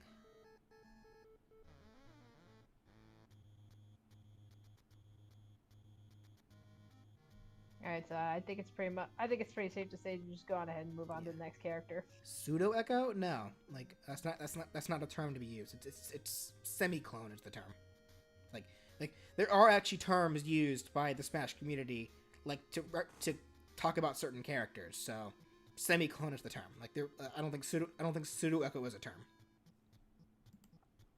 All right, so let's move right along then. Cuphead. So get one thing out of the way real quick. An actual mistake in the video, and this goes back to what I said earlier about me not being able to count regarding the spread shots. I said in the video that he would only shoot 3, but after looking back at it, I realized, oh wait, no, there's not 3, and for some reason I thought there were 4, so I put 4 when in reality there are 5. There are 5 shots. I just can't count. So that's an actual mistake in the video that I made. My apologies about that. But aside from that, any thoughts about the Cuphead moveset?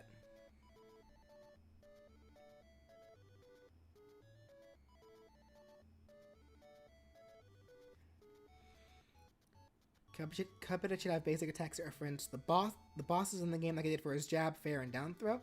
That could be an option. Cuphead was definitely one that I really wanted to like go all, as I stated in the video, go full flesher with. Not enough crazy transformation for my taste. Really, you wanted more? Mugman should be an Echo Fighter because they think different and their eyes are different along with their straws. That doesn't mean anything. Like, their costumes are just fine. Like, look at the hero. The hero has 4 alts that are all drastically, they're all pretty different from one another. Like, their body types are identical. Cuphead and Mugman do not have any distinctive mechanical differences, I should say, that would require for Mugman to be an Echo. So that's why I felt he was just fine as a costume. Yeah, it's like their costumes may have slightly different colors, like, you know, Cuphead is known for being black and red. Mugman may be known as like black and blue. But yeah, at the end of the day, it's like that's pretty much the only big difference between the two. Well, that are their noses, but even then, it's like they still play exactly the same if you were to play the actual game. So it's like, yeah, there would be no real reason to make him an Echo Fighter. Yeah, is his moveset a keep away moveset? Not really, because his main projectile doesn't cause flinching. So he can rack up damage pretty quickly, but he wouldn't really be able to keep foes away. Like, really, his only real projectile means of being able to keep foes away would be through his side smash and his side special. Javel's Chaos Crew, thank you. Oh, here, let me move this down. Hold on. Ooh, there we go. Okay. But no, like, really, Cuphead wouldn't be a keep away character, but he would be a character that can rack damage fairly quickly. Like, I think about on average with most other characters in the game. Really depending on how good of a shot you are, I should say. Right.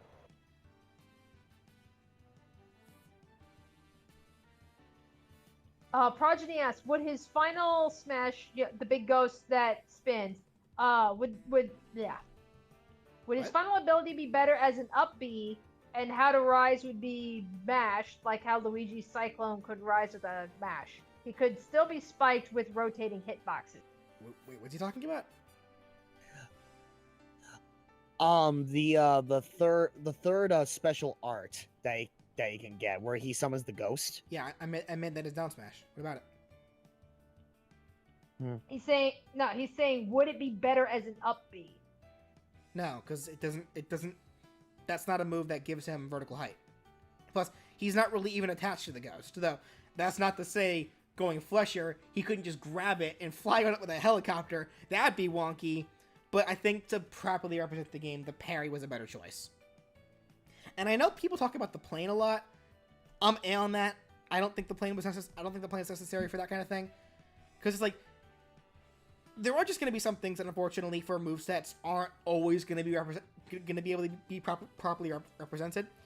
Examples of that, like, and I'm talking outside of Final Smashes, like, because I gave the idea of the plane using the Super Bomb morph being a Final Smash, but other examples of characters whose key traits wouldn't be able to be properly incorporated into their movesets outside of Final Smashes would be characters like Fox or Captain Falcon, who Fox can't use an R-Wing for his moveset. Captain Falcon can't use his Blue Falcon for his moveset. So those were allocated to Final Smashes. That's kind of just how that worked.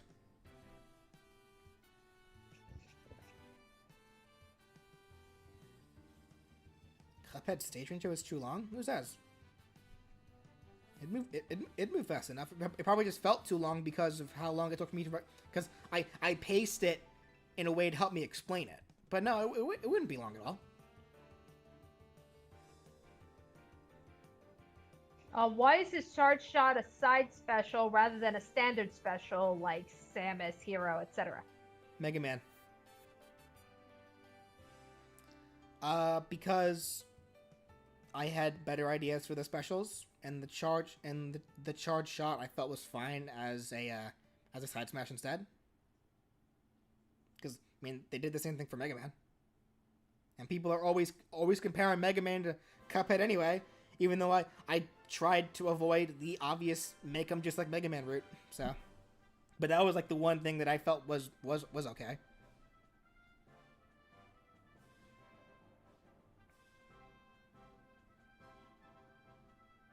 Samus has way too many kicks in her moveset. Well, we're not talking Samus, we're talking Cuphead. Side tilt doesn't transform, just swings head? No, I had it. Oh, you're saying it should? Fun fact, I actually did originally only have it where he would only swing his head and that's it. But I decided, you know what? That's not flesher enough. Let's have his head turn into a hot iron while he's at it. So that was something I added later. How far would the lobber go? The lobber? Yeah, how far would that go? Only until it probably goes immobile, I imagine. Like, it would go for as far... It would go far enough until it is stationary on the ground. Because that's how it kind of works in Cuphead, too. Where when you shoot it, it bounces for a little bit, but then it'll stop. And then that's when it'll disappear. So it'd probably do the same thing for Smash.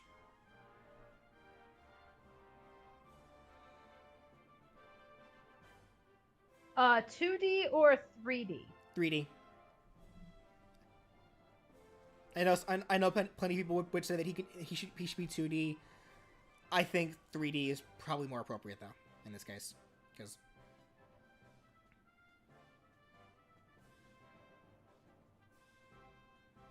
like Game & Watch being the one exception of a 2D character is like, I think that was only because of the idea of the flat zone, but it's like you don't see other characters from only 2D games also being 2D. Like, even all the retro characters, like Ice Climbers and Duck Hunt, got 3D models, so...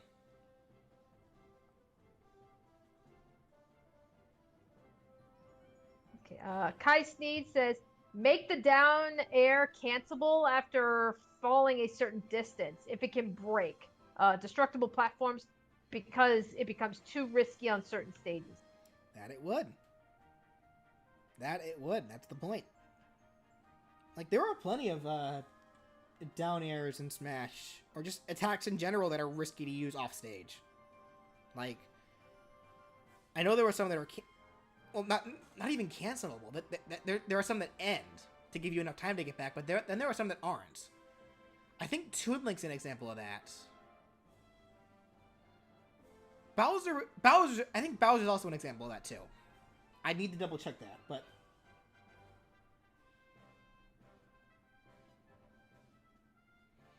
you forgot to change his color tongue from the soundtrack. All no, I just didn't change it. Like that'd be a very easy thing to miss. I just chose not to change it because it kind of goes back to the weapon thing. I don't think they're. I think generally the insides of their mouth also don't really change that much.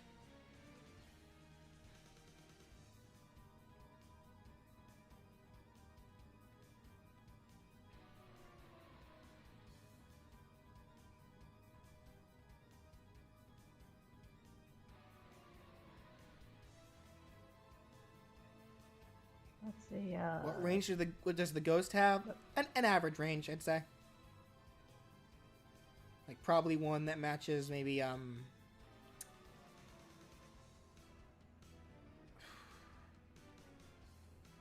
mean anything. I'd say kind of an average range.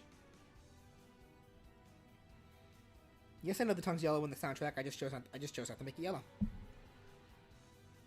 How old is Cuphead? I have no clue.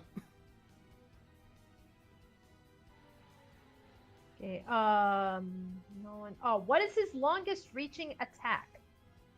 His longest reaching?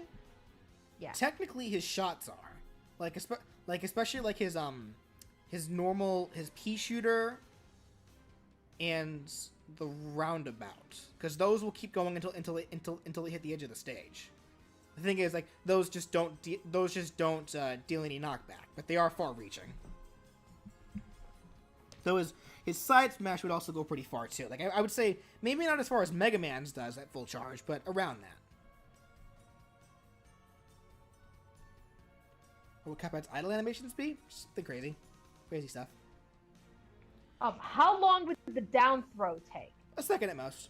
Like that is something I saw a lot of people talk about, how they think the throws would last too long.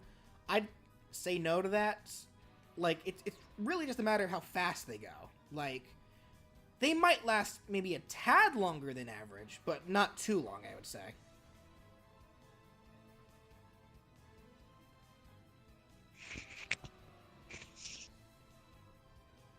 Can you hit his straw? Yeah, because it's a part of his body. Would he be mute or have actual noises? That's a Sakurai question. He could have noises, because he talks. Though, you know what? How cool of a detail would it be if he does talk, but his voice has like an old-fashioned like filter on it? Like it sounds like it's coming, it sounds like the voices, like the voice acting and like those old those old cartoons. Yeah, it's got the static filter. Yeah, that'd be kind of cool. That would be pretty cool. How OP would you think he'd be? I don't think he'd be OP at all. Like, I know a lot of people talk about how they don't like how much damage the shots do. They think that's too much. I disagree. I feel like if they did any less, they'd be not worth using. Because people seem to forget. Like, when you shoot these shots, aside from the homing shots, what was that called? Where is it? The chaser. Aside from the chaser, which is the weakest shot, anyway, you have to be able to aim all your shots. And do you really expect your opponents in Smash to be standing still?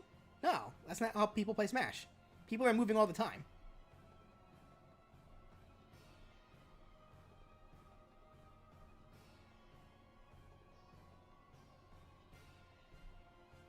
Nikor asks, when you take a stock from a teammate, do you think his spirit would look at the screen and word out "thank you" like in the game? That'd be a cool attention to detail.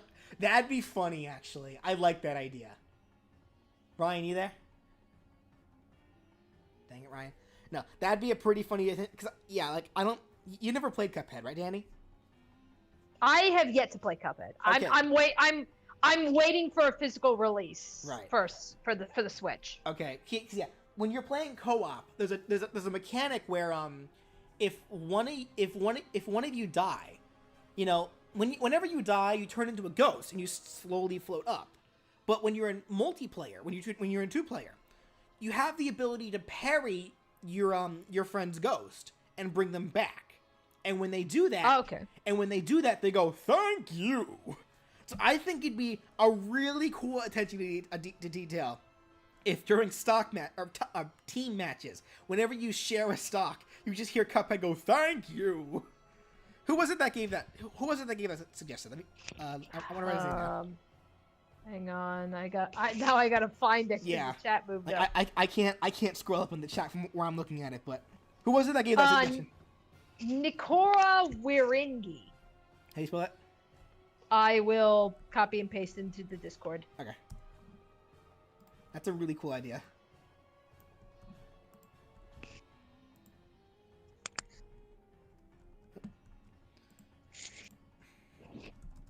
Red Wing Gamer says, how about Cuphead's up B deal more damage to pink opponents? No, because I brought this up in the video. That'd make it way too situational.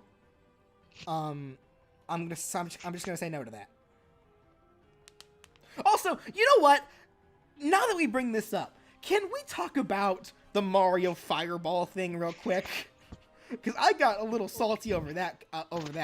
What about it? Because I made a point saying how I'm breaking the parry rule by letting Cuphead parry off of non-pink things, and I made that whole list of things of Smash characters doing, where that they shouldn't doing in Smash that they shouldn't naturally be able to do outside of Smash. Mario being able to use fireballs without a fire flower was one of them. Luigi too, and people in the comments kept saying, Mario can use fireballs naturally without a fire flower now. You know that, right? No, he cannot. The reference I know most of you are keep going back to is Mario and Luigi Superstar Saga. That's it. That was where Mario learned the fire hand. My problem with that is he never uses it again after that game. In majority, if not all Mario games after that, Mario once again needs the fire flower in order to use Super Mario RPG. Okay, there you go. There's another example of that right there. Thank you. Regardless, Mario needs the fire flower after that in all subsequent games, even in direct sequels to that, meaning that no, he really can't. Like Mario RPG, I'm gonna waive that one because that was a Square game. Square made that one, and they more than likely did that as a means of giving Mario more moves. And then yeah, Superstar Saga, but we never see him use the fire hand after that. And then again, we never see Luigi do it because Luigi learned the Thunder Hand in that game. So, what's Luigi's deal? So, I would agree with you guys if they continued to be able to shoot fireballs without the need of a fire flower in recent games. But the fact that in recent games he still needs the fire flower makes me disagree.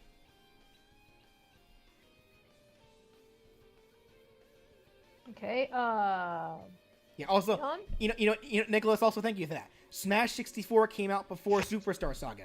Did it come out before? No, I don't think it came out before. I don't think it came out before RPG though. When did RPG come out compared to 64? The original Super Mario RPG? I'm fairly certain that Mario RPG came out before Super Smash Bros. 64. So. Yeah, because Super Mario RPG was Super Nintendo. Yeah.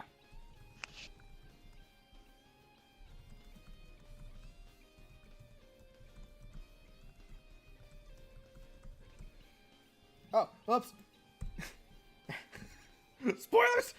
Anyway.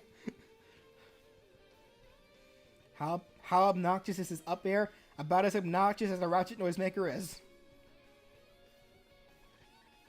Okay. I saw earlier. So Venotoxins asked, why not have Cuphead's head, like the cup, like his actual head? Why not have that crack when it gets damaged, like Olimar's helmet? That'd be morbid. Like at least Olimar's helmet isn't a part of his body. That'd just be morbid for Cuphead. Okay. Also, someone's And asking, then Cuphead's playing Final Smash, just the bomb and opponent, so that's it, or would he be fighting one? No, it would be a cinematic that just bombs. That's all it does, and it has an aftermath residue, meaning it can even hurt opponents outside of whoever was caught in the Final Smash, just like for Incineroar's Final Smash. okay. And then earlier I saw Matt MC123 had suggested during a match with Cuphead on the field, the announcer could change to the one in the game, like ready wallop instead of 3, 2, 1 go, or a knockout instead of game or time. That Like actually change the announcer if not, Cuphead is on the field. Maybe not for the beginning, but I think that'd be a really cool attention to detail for if Cuphead wins. Like only if Cuphead wins. Like, because they do the same, because Joker gets a unique one. Like, whenever Joker wins matches, it doesn't do, the usual pan where it shows, the Smash symbol line cut through and then it opens up. It actually shows, like, the smoke screen. And that's what transitions to Joker's thing. So I think that'd be fine. I think that'd be a really cool idea for if Cuphead wins the match, as soon as he wins, you hear Xander Mobus go, knockout! That's a cool idea. Who gave that idea? That's a cool idea too. Matt MC123. Matt with 2 T's? Yeah. Okay. Having the announcer yell knock.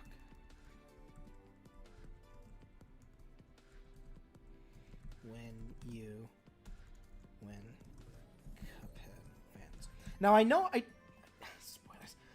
I had one of Cuphead's victory animations have it where where the announcer does yell knockout.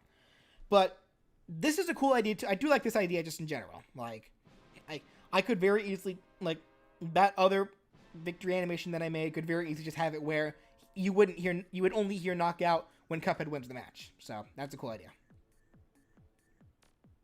Okay.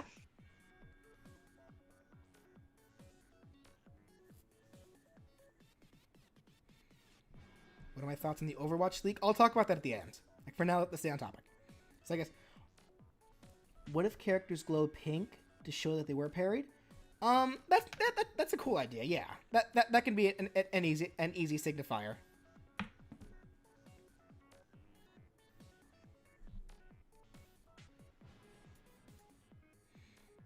Okay, so anything else? Anything? Leaks are never real anyway. Tell that to Smash 4. Anyway, anything else on Cuphead before we move on?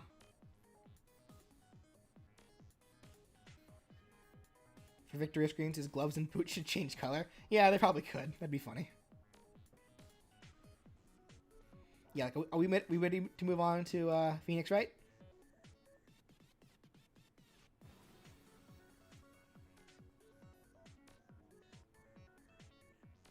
All right.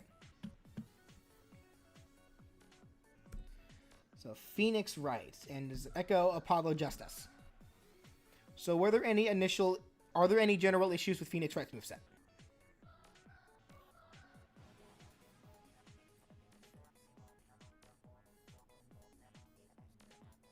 What song is this? What's this from? Oh, it's a Splatoon song. Okay. Which Splatoon song? Octavia. Ah, yep, yeah, okay. I am Octavia.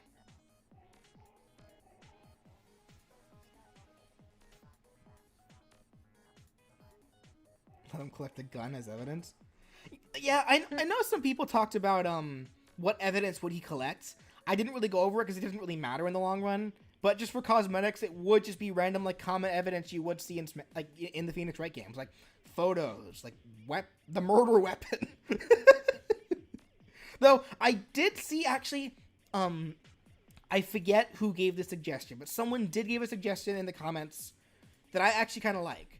Someone suggested that the evidence that Phoenix Wright could collect could be relevant to whatever characters he's fighting.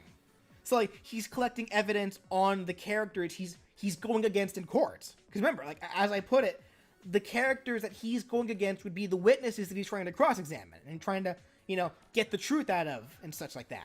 So the evidence could be relevant to those characters. Like, I think that'd be funny. Like, he could find Mario's hat or like one of Samus's missiles or things like that. That'd be kind of funny. Right.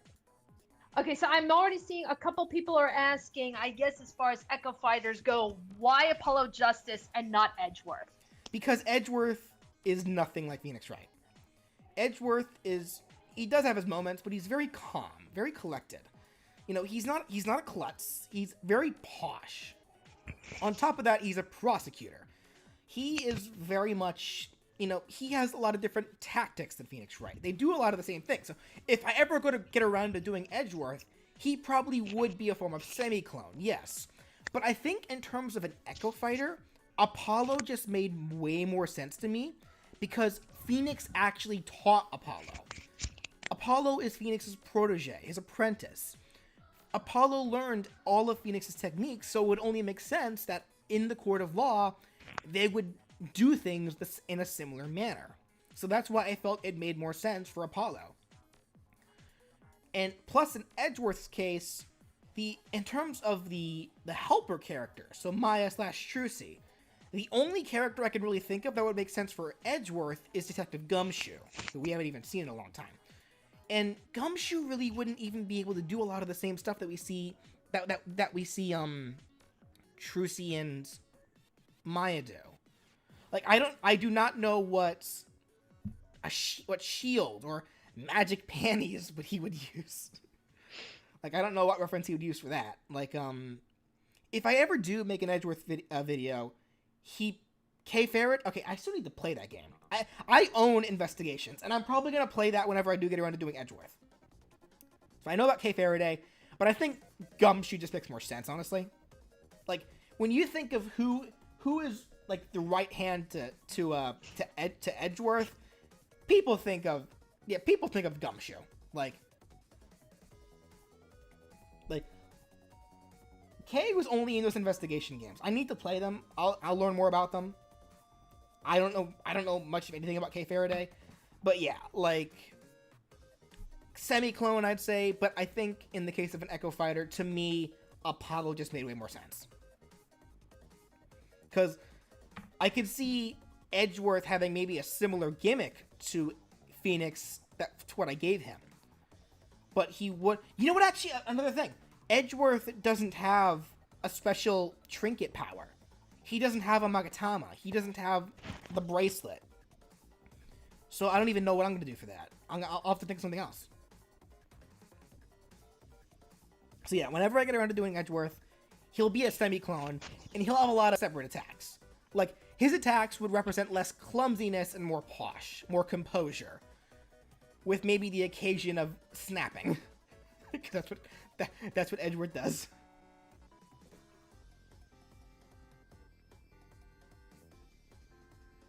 Alright. Why is a lawyer fighting? Lawyers fight. They don't punch, but they fight for their clients.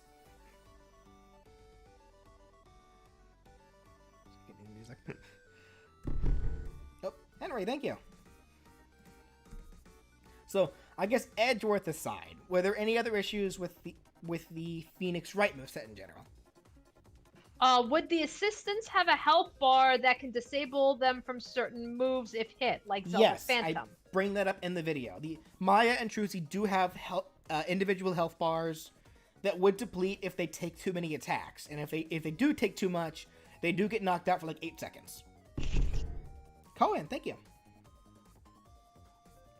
Splatoon Kitten, I guess, wants maybe a little bit more clarification on Phoenix's Cyclops. Like, how exactly does that work?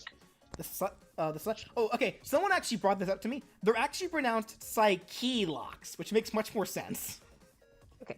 Psyche-locks. But either way, yeah. Either way, can you just maybe like properly clarify how do they work so that how do they work Splatoon Kitten's not confused? In general, like how do they actually work in the games or in the Smash moveset? I'll explain both. It just says in the video it confused them. Okay, the Psyche locks, what they do is Yeah, the Maya's Magatama that was given to Nick. What it does is whenever someone openly lies, or well, not really lies per se. Well, lying is a part of it. Whenever someone is talking to Nick and is hiding something from him, like not giving the full story, the Magatama reacts with is imbued with spiritual power, and it reacts to that. And then Nick, and only Nick, sees these locks that appear around the person, which then are locked up by the psyche locks. And then what Nick has to do is, Nick has to present evidence or logic to said person who's hiding stuff from him, and every time he uncovers something, that breaks a psyche lock. And once Nick is able to break all the psyche locks, at that point Nick has pretty much figured out what's going on, and that's what will convince the person to spill their guts. But in terms of Smash, what it does, but for the moveset, how I made it work, it's a counter. Like, pretty much, it's like a quick abridged version of how it works in Phoenix Wright. Like, if you hit Nick during the counter frames before he goes to search for evidence, you know, it'll quickly show a psyche lock appearing above the enemy, which quickly shatters, as if Nick just broke their psyche lock and has found out what they're hiding, thus getting the evidence from them and stunning them in the process as well. How much health would the assistants have? I didn't really think about that. I don't know. If they're only gone for like 8 seconds at a time, let's say 30 health, 30% health. I think that's a good number, because they're not even out that often anyway. Like the most danger they're really gonna be in is when you use their side B, which you can cancel with other attacks. So if you feel like they're in danger, you can quickly use a different attack that involves one of them, and do that. How would the animation look for the down B? I imagine it would start with Nick, you know, putting his hand to his chin, like as if he's getting ready to search for evidence, and his finger being on his chin would be the counter frames. But then if no one hits him during the counter frames, that's when he'll get to the ground and begin looking for evidence. And it would look kind of like what it does in Marvel vs. Capcom. But then if he is hit during the counter frames, you know, you'd see him pull out his Magatama, you know, and hold it towards the foe, which would then show the animation of the lock appearing above the enemy, which would then break. So that's kind of how I imagine it looking.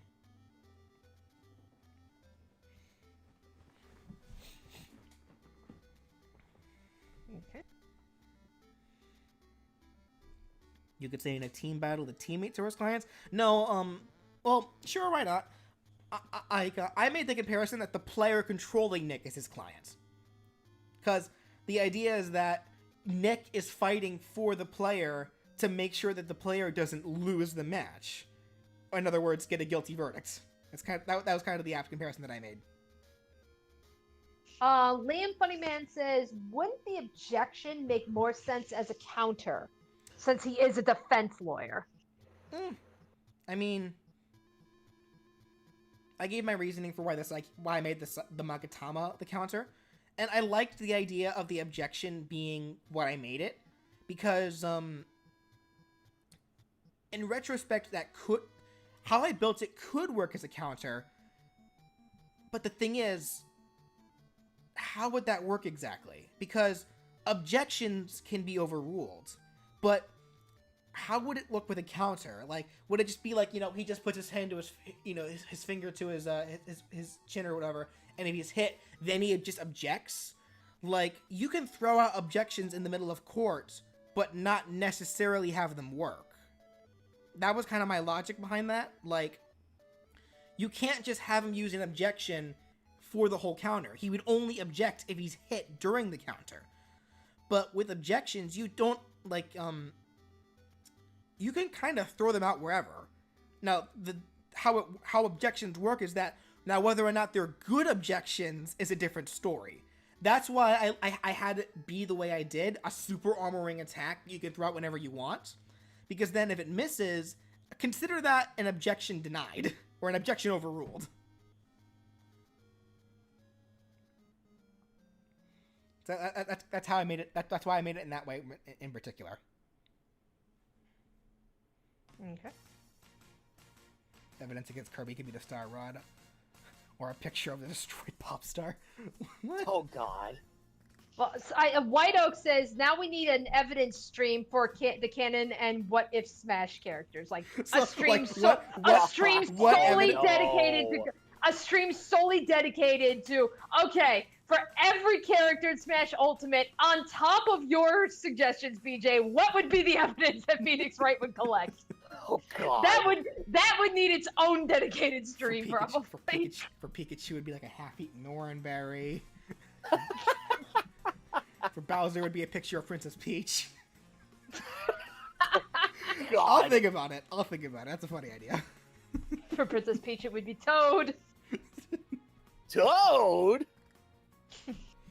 For Daisy, it would be a bent golf club. She nailed them over the head with it. That's a motor weapon, I mean. Like, Yoshi's unpaid taxes. Come on. Yoshi is a wild animal. He does not need to pay taxes. You don't expect your dog to pay taxes, do you? It's the memes, I tell you. The memes. Y'all are a bunch of meme machines. For Waluigi, it'd be an empty assist trophy. Oh.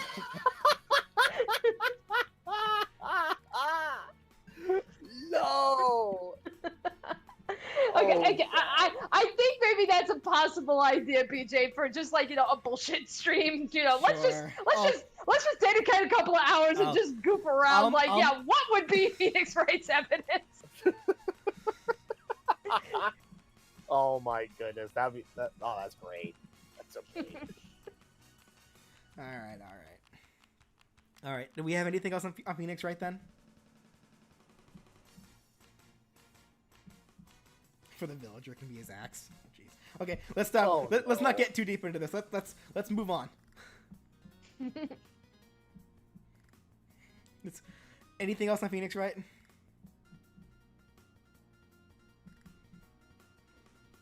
Dark Meta Knight says the comment was me. Okay. Have Mr. Hat be the side special for Apollo instead of the magic panties. I like the magic panties reluctantly more, because in the context of them being a pocketing item, it just makes sense. Because Trucy uses them as a means of hiding stuff, and then like magicians do top hats. You put something into the top hat and make it disappear, or you pull something out of the top hat to make it appear out of nowhere. Like, that's what she's doing. That just makes more sense. Reluctantly, but it makes more sense. Do I think it's possible that Sans is actually Ness? No, I don't.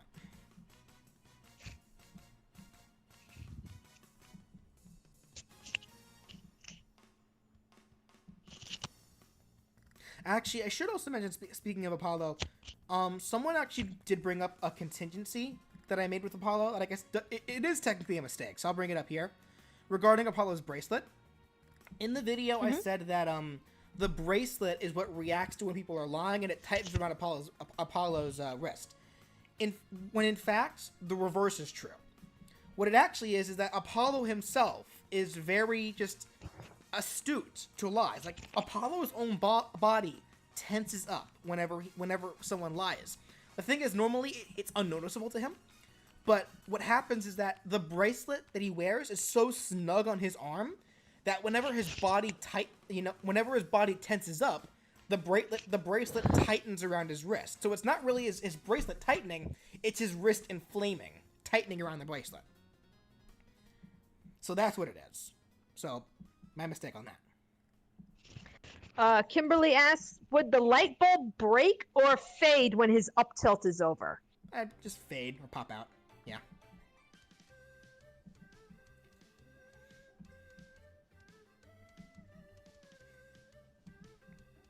Same thing, really. Yeah, kind of. Like, the same guy also brought up how, this is another point, how Apollo's, the costume where Apollo wears the eye patch and the coat, the reason why he wore the eye patch was because he was trying to avoid, his power from working, because his abilities can only work when he has both of his eyes. So when he covered one of his eyes up, he wasn't able to sense the lies anymore for some reason. So really, technically, the counter wouldn't work with the costume, but even the person in the comments said that's a really hand-wavy thing. Like, it's not that big a deal. It's just a costume. So, like, I got a feeling that if I didn't include that costume, more people would be upset about that. So, and it just makes sense to be a costume, too. All right. So, anything else on Phoenix on Phoenix or Apollo, or can we move on? I think we're good to move on because I'm not seeing anything All right. coming up. So then, Paper Mario. So let me get one thing out of the way real quick. No, I do not think there could have been a Super Paper Mario set, because the pixels, there really weren't enough pixels to really work with how I made the moveset. If I made the moves differently and incorporated them better to be able to fit everything, maybe. But the thing is, the pixels were for the most part so drastic to the first two games as partners that I really couldn't think of what to do to be able to make it so that all three of them could work. I tried. Like, that was the big reason why I included throw for for his grab, just so we can have something for Super Paper Mario. Isn't Paper Mario's dodge inspired by the flip mechanic? What? I don't think so. Paper Crafter. There were so many ideas for the final Smash. Like, jeez.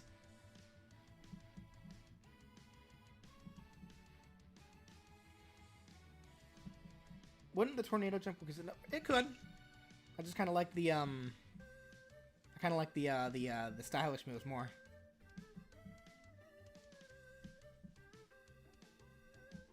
That said, Paper Mario would be a character, as I said in the video, that would be flat, like Game & Watch. So.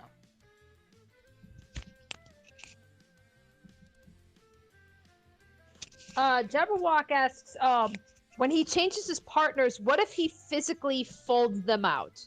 No. Like folds them like a piece of paper. No, it'd be an instantaneous thing. Like literally, like if you have like your Koopa out and then use your Bob-omb attack, like literally the Koopa would just pop out instantaneously, while at the exact same time the Bob-omb would immediately appear on his hands above his head and throw him.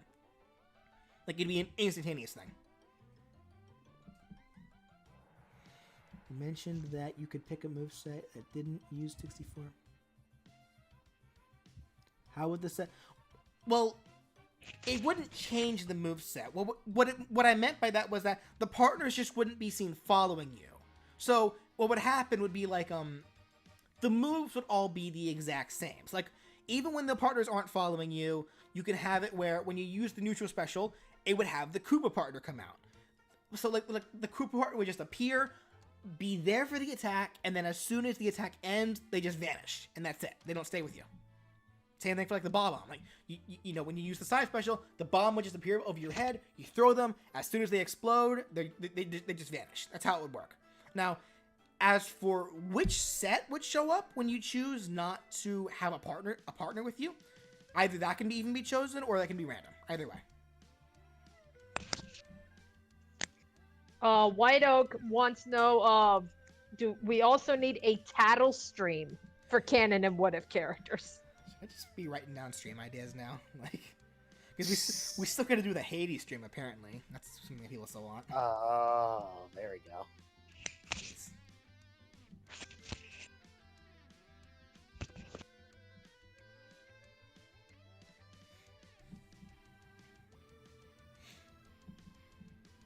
Up, you should have return to a paper airplane and fly. Paper airplanes can't fly up. That's not how those work. Paper air, like even in the game, paper airplanes in Paper Mario, they don't fly up, they glide. Like that's not how paper airplanes work. Can I please go into detail as to why Sticker Star sucks? It's a very boring game. Here's my big thing on Sticker Star. There's just it wasn't that well designed. leveling up was completely removed in the game. The only real pseudo means of leveling up in the game is finding hearts to increase your health, and you don't find those through battle. You don't get that through battling. You find that you find those randomly in the overworld. And what happens with battling is that in order to battle, you need to use stickers. You have to have stickers in order to battle. So whenever you battle, you use up stickers. And whenever you use a sticker, you can no longer use that sticker. It's gone. How do you get more stickers? You have to buy them. Either you buy them or you find them in the overworld. How do you get the coins to buy more stickers? By battling.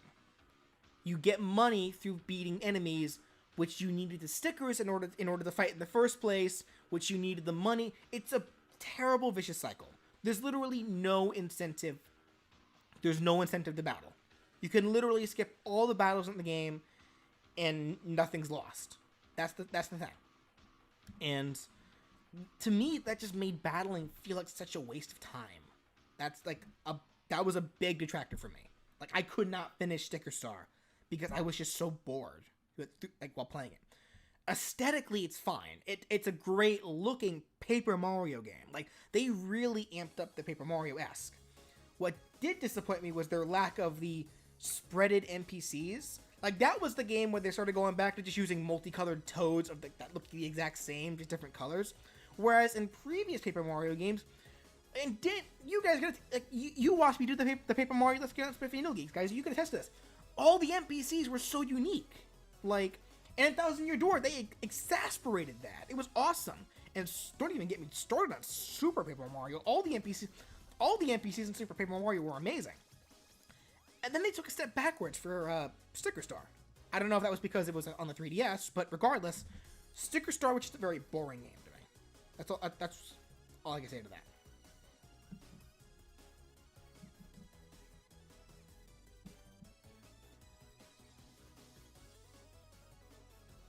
Could one of the alts have Tippy instead of the Goombas? Heck, she could.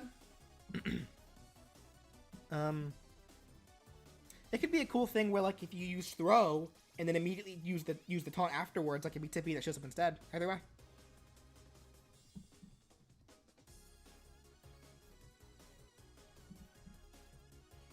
Funky Thor says the third Final Smash that you came up with should KO opponents at 100% and not 70. What was it again? Was it the fan? The fan? Yeah. Was that your third one? Yeah, the fan I had it where it KOs you if you get too high, if you get only at 70 damage. The reason why I had it do that is because it doesn't deal any damage at all. It'd be a Final Smash that is only a win box. It deals no damage. Like, unlike other Final Smashes that can KO at over 100, the reason they do that is because they do deal a lot of damage. Like, Ridley's, I think, deals like 40 damage. So, how much does Ridley's do? Let me double check that.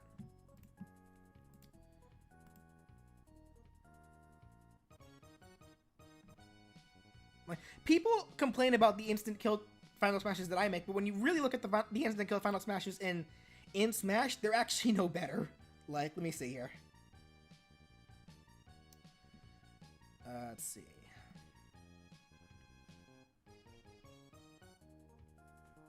Yeah, Ridley's Final Smash. Actually, the dash that he does deals 15% of damage, and then the Final Smash itself deals 40% of damage, meaning that Ridley's Final Smash in total deals 55% of damage, and it kills you if you reach 100, meaning that you only need to be at 45% of damage for Ridley's Final Smash to kill you. Oh. So yeah. Keep that in mind, guys. In fact, let's look at Zelda's, actually. Yeah, Zelda's is even worse, because Zelda draws you in. How much does Zelda's do? Let me see Zelda's.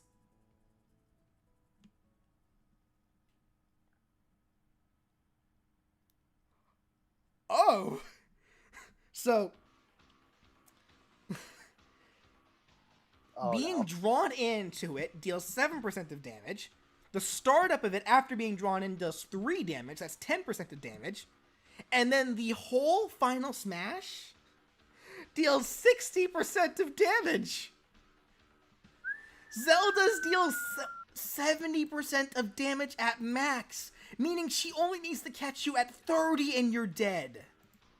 I'm sorry, guys. You guys are saying that mine are busted? I'm making mine tame. I promise you on that one. Compared to them, I'm like a saint. Neutral B should be the copy block? Nah. I really wanted the specials to be the partners. Outside of the up special, because I really couldn't do anything with the partners for the up special. I explained that in the video, because there are flying partners, but none that give you vertical height, and the Ultra Boost just made so much more sense. Now, that said, I did have one idea. Going back and looking. If there was one thing I were to change, there was something I wouldn't mind. 55? Okay, regardless of such. For Mario's up smash, that was one that I had to innovate because I couldn't think of anything else for it. But then I went back and looked and had an idea for it. There's a sticker / card. I forget which game. I'm not sure how accurate this is. But I believe there is an attack where Mario actually does get a helmet with a little spike on it. So there could be an attack where Mario puts on a spiked helmet and does a quick jump. With that spiked helmet being what hurts. So that can be a smash attack, like his up smash. Like, that was an idea that I had after I put the video out, so that could work.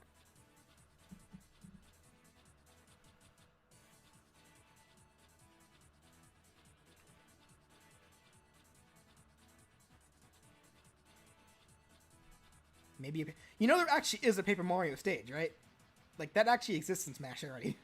It's the stage that starts off on the sticker star setting, and then transitions to Flavio's ship in Thousand Year Door, and then transitions to Bowser's Flying Fortress from 64. Like, there actually is a Paper Mario stage, guys. It's true.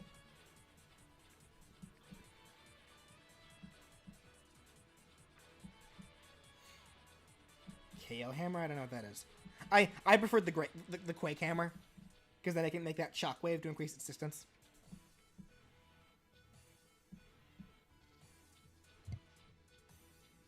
Its up special could also be him holding onto Paper Luigi.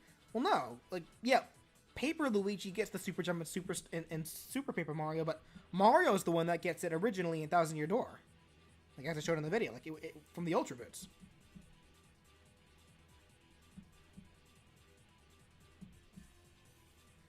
Kirby's hat. I'm not even sure how I'm going to do this one. I'll have to think on that one. Well, we'll get to that whenever we get to Paper Mario Kirby in the Kirby streams. Give me time to think about that. 3D flip as an entrance? Nah, because that was a one-time thing. Like, honestly, the entrance was kind of a weird one, because I thought about just doing pipes, like another pipe. Like, you know, like, because Mario comes out of a pipe. So Paper Mario could also come out of like a cardboard pipe, and then come out as one of the ways that he does in the Paper Mario games. But I thought the storybook was a cooler idea, because it's like Paper Mario coming to the real world from his storybook.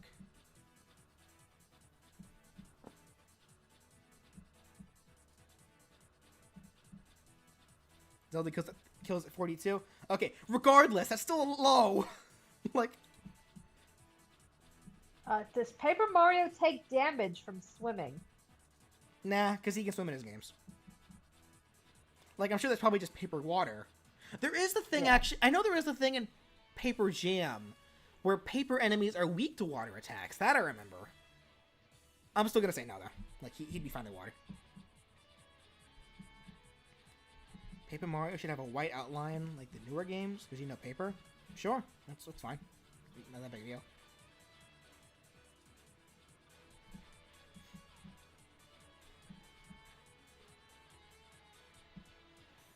Paper Luigi can be like Alpha.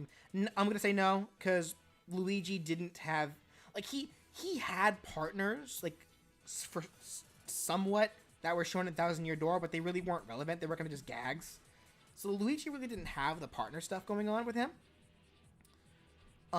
Plus, I think Paper Luigi would be fine as a different character altogether.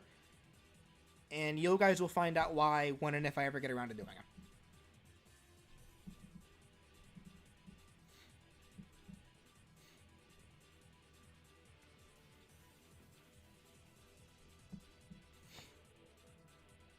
Have Paper Mario do his disco dance and Color Splash. That'd be kind of funny.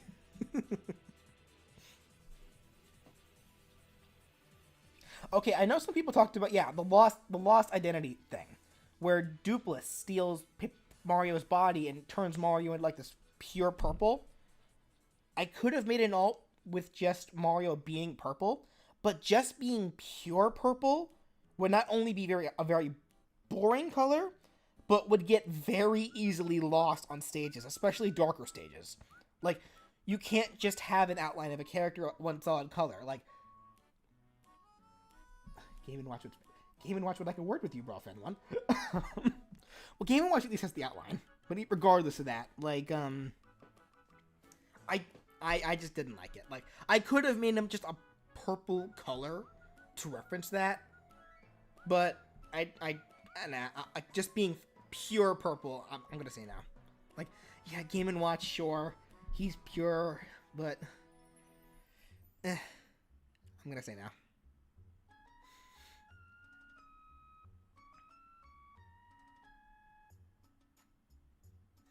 Will Goombario and Goombella have comments with the different partners? I don't know. Mama's taunts pulling out a dried shroom and refusing to... Yeah, there's just so much that Paper Mario could have done. Like... Kind of like Jalapeno Man and Warplanes. Yeah, thank you, Mr. Maniac, yeah. Like, just like Jalapeno Man and Warplanes. Danny, Ryan, you guys still there? Yeah, I'm here. All right. Oh yeah. Yeah, I'm still it's here. just, there's not much we can really comment on. Yeah. For now. Oh, that's right. Joker also has an insta-kill Final Smash. His kills at 63? Let me see. Yeah, I forgot Joker. I forgot that Joker also has an insta-death Final Smash.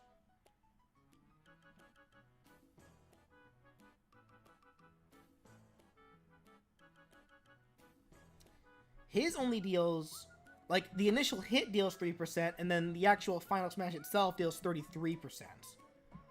So, dealing a total of 34% of damage. So yeah, around that. Interesting. They gave Joker, who people right now are trying to argue is the most busted character in the game, the most tame insta-death Final Smash compared to that of Ridley and Zelda. That's interesting. Well, it's like if they stuck around for Evo this year, it's like that's more than likely why they're saying Joker is OP. Would Paper Mario have a foot sword that deals damage even though Mario and Luigi don't have damage? No. I made reference to the jumping attacks with his down throw.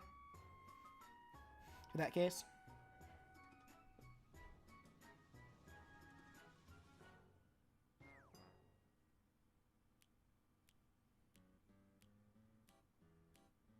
Funky Thor, I'm about to ban you. How dare you bring that blasphemy in here? I'm joking.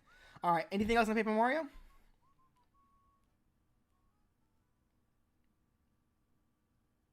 Is King K. Rool's an insta-kill? I didn't think King K. Rool was an insta-kill.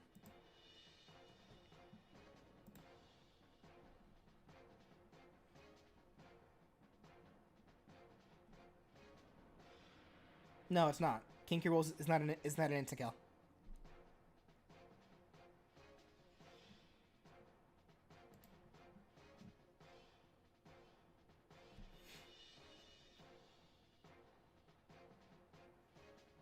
I think Paper Mario should be alone to show how strong he is without his and does not need his partners. But the partners are like one of the funnest aspects of Paper Mario. Like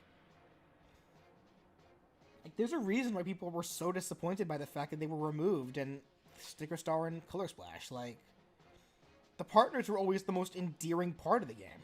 Like especially since when it gives Mario a character to translate for him in like the different means, helping them with all the different problems, and then joining them as a result. Like the partners were so endearing. Who's the best partner? My favorite was always Admiral Bobbery. On the flip side, Danny says Bobette. Of course. Gotta have that Bomb Revolution. I think Paper Mario's name, but the Punch-Out stage should be... Oh, wait, the Great Gonzalo? That'd be funny. I like that idea. White Oak? Yeah. That'd be a funny idea. Keep that in mind for if we ever do a stream or whatever about Punch-Out names. That'd be pretty cool, actually. I like that. His Punch-Out name just being the Great Gonzalo. That's pretty funny. Alright, oh, with that said, let's go ahead and move along. Final character. Undyne. So, any issues with Undyne? Oh boy, here we go.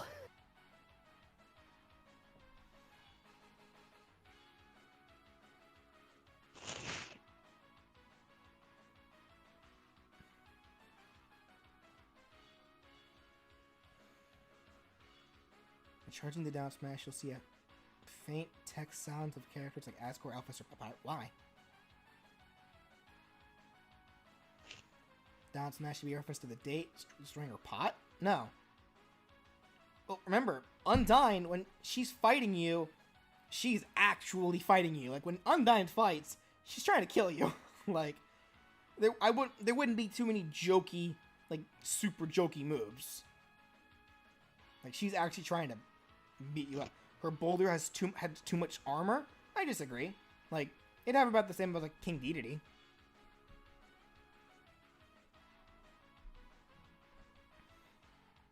Plus, it'd probably be a really slow attack, too.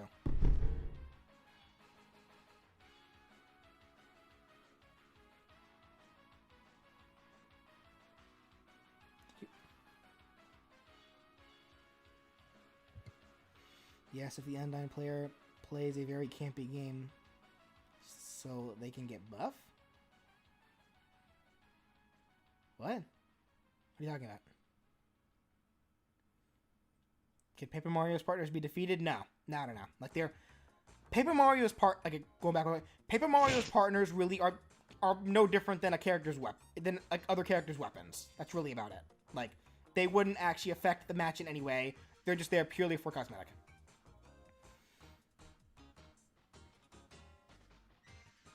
Aren't her spears the same as Frisk's down smash when she's in genocide mode? Yes, they are. Like that, like, cause I made the Frisk moveset. Well, no. The spears only showed up for Frisk's neutral mode. The genocide mode had it be Sans' bones. But I also made that moveset way before I thought I was ever gonna be doing Sans, Papyrus, or Undyne at all. So. Like, I think in the context, the Frisk moveset does mostly assume that Frisk would be the only character getting in. So, assuming Papyrus, Sans, and Undyne were to get in as well, those moves would probably change.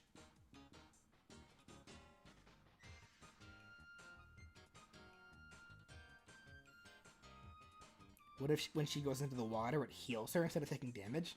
She'd probably sink. Wearing that armor. I mean, it wouldn't kill her. She's a fish. I'm sure she can probably breathe underwater just fine, but...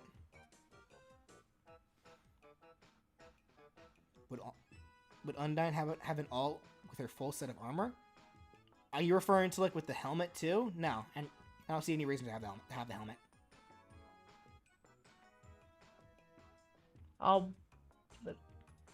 I just saw Mr. Maniac's comment, but it went up so fast I couldn't get to it.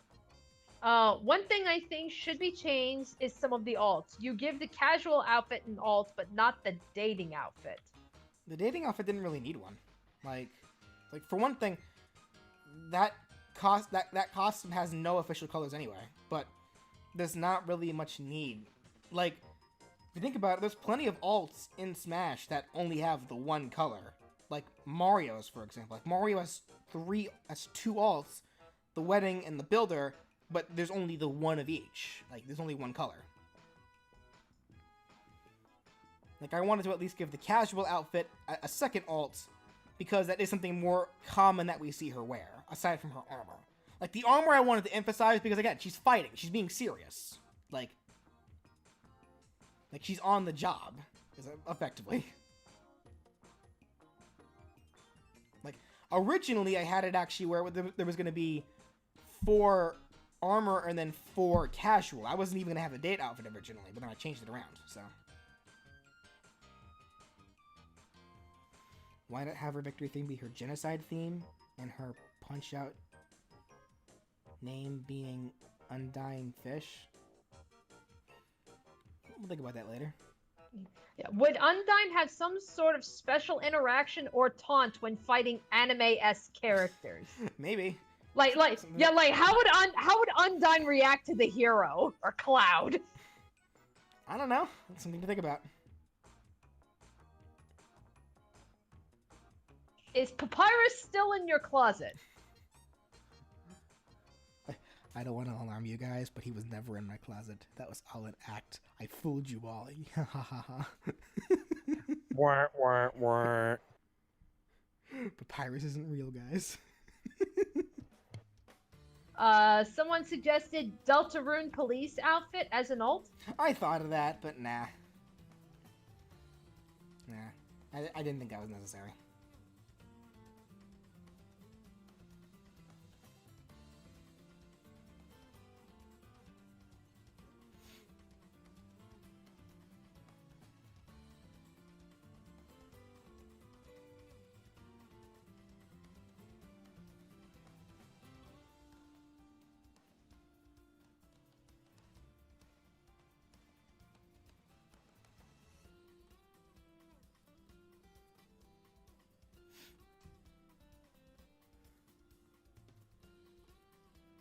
Right, okay, that's how someone brought that up. The suplexes. So, I called all of Undyne's throws suplexes, but some people brought to my attention that not all of those are actually suplexes. Like, the German suplex, the back throw, is technically the only suplex that was there. Apparently, pile driving and then whatever the shoulder one is aren't even suplexes, so that's my bad. Sorry, I'm not very good about wrestling terminology. I just figured that a suplex was just you picking somebody up and then slamming them into the ground. It's just there was just different fancy ways to do it. I don't know. That's what I thought a suplex was. It's like clearly we don't watch wrestling. Undyne the Undying alternate costume. There is no need for that because I have Undyne the Undying as her gimmick. Like just like how I made Papyrus and Sans. If she'll have HP. If she runs out of HP, she becomes Undyne. Some people are saying Undyne the Undying shouldn't even be in here because that's considered spoilers.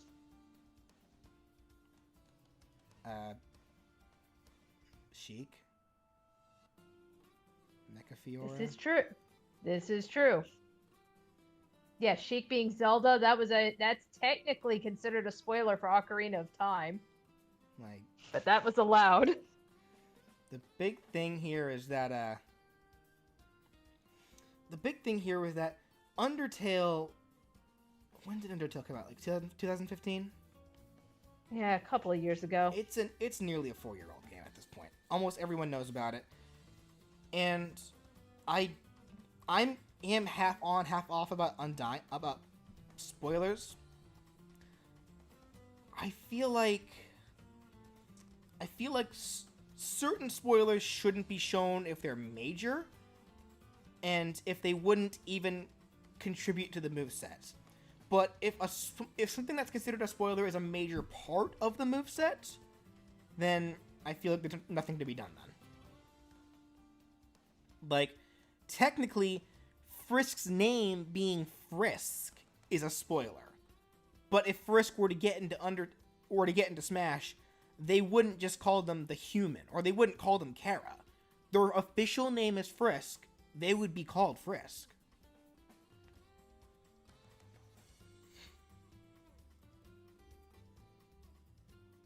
Would Undyne get exhausted when in fire-related stages? It'd be a funny attention to detail, but nah. I mean, there are certain characters in Smash that probably shouldn't be on certain stages, but they're just fine. Like Slippy Toad said, how are they all fighting in space? How are they able to breathe? We don't question the valid canonicity of Smash. Like, technically, a lot of these characters shouldn't even be existing together. as Palutena also brought up as a point for the Inklings. Technically, the Inklings should only exist when all mammals go extinct. So that was some time travel shenanigans right there. How high would Undyne's up B go? Not very high. I can see Undyne being, you know, a ruthless character, but she would have some trouble recovering. Like, I'd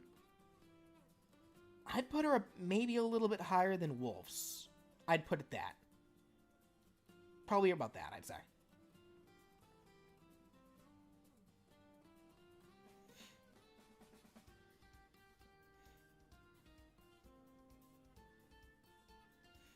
Am I going to do another stream stage? I more than likely will.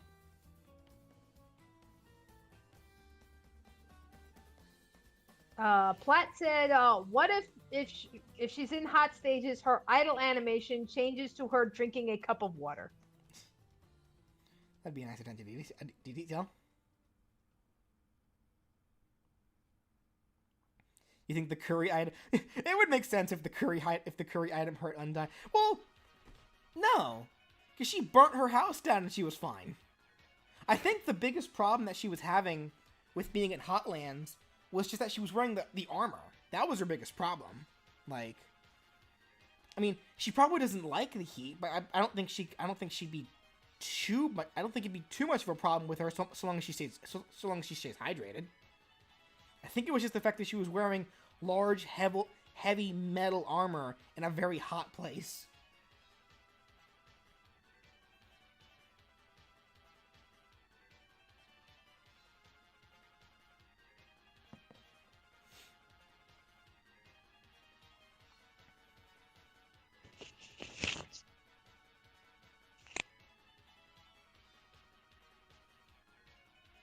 Would her up B act like Charizard's down B in Smash 4? Like, what do you mean? No, because she jumps up into the air. Like, she doesn't stay stationary. Like, I remember seeing some people saying that I should have made the boulder smash a down B because of that. That's not a good reason, guys. Like, it's her recovery. She jumps high into the air and then she comes crashing down. You know, I should drink water. Thanks for reminding me. It's Jake, sir. Okay. How about having Alphys either as part of the victory animation or an assist trophy? I'm gonna say no to the victory animation for reasons. Assist trophy, sure. I mean, again, I want to avoid making assist trophies because I got a feeling that unless it's for characters that just straight up cannot be fighters no matter what, like, I feel like people are going to get mad at me for turning fighters into assist trophies.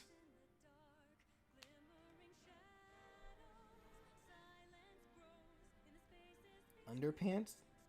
Do you mean burger pants? I think her HP is too high on Undyne, maybe 130. No. You do not want 130 per stock. Because she's a heavyweight. She'll more with where I put her, she'd more on average, around 180 is where she'd be dying at. If she were at 130, she'd be coming undying way too soon, and then she'd be breaking all the fights. Undying, while not as busted as they made Sans, who would be much harder to get than Undying, because with how I set up Papyrus and Sans would be much harder to come out than how I made Undying. But Undying also would not be nearly as strong as I made Sans. Sans, of course, would be easy to kill, but he'd be hard to hit, and his attacks would be hard to get through. Undying would have the same exact moveset as normal Undying, but she would just be a little bit better. She'd be better and harder to kill. But you do not want her coming out early because then, remember, she's designed to be the last-ditch effort kind of deal. How does it work for stamina? I said in the video it would work off of a ratio. I said in the video 9.5 out of 10, but even looking back at it then, that seems too high still, or too low. I don't. Either it probably should be closer to like 9.9 out of 10.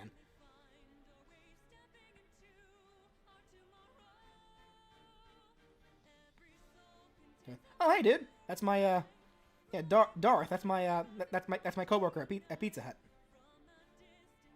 Oh. Heyo. Yo. Oh, hello. Oh, there we go. The grabs- Mr. Maniac, yeah, the grab should look like how she grabs Frisk in the cooking What? lesson. Just grab. Like just grabbing somebody by the head Just and picks- literally like holding them horizontally. Just having Oh, them God. plank. Nah. yeah, That was- grabbing somebody by the head and planking them. Nah. No. That would look so weird on certain characters. Like, that was clearly done as a joke. Yeah, planking Ridley. Oh, but that okay. That would be hilarious. Yeah, Pizza Hut is my part-time job. Like, this is right now I'm considering this my full-time job because I am making more working this job than I am Pizza Hut, but not enough to be, able to pay my bills. So I still need Pizza Hut to keep the bills, to keep the bills paid. Right.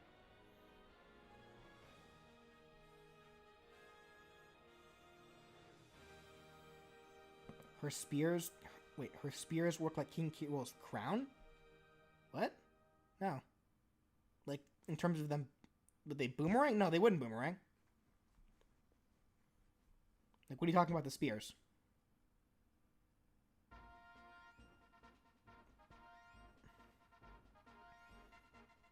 When she turns Undyne, she's probably look a little morbid, though. I imagine it would probably just her, like, quickly deform from dust and then reform into Undyne, something like that.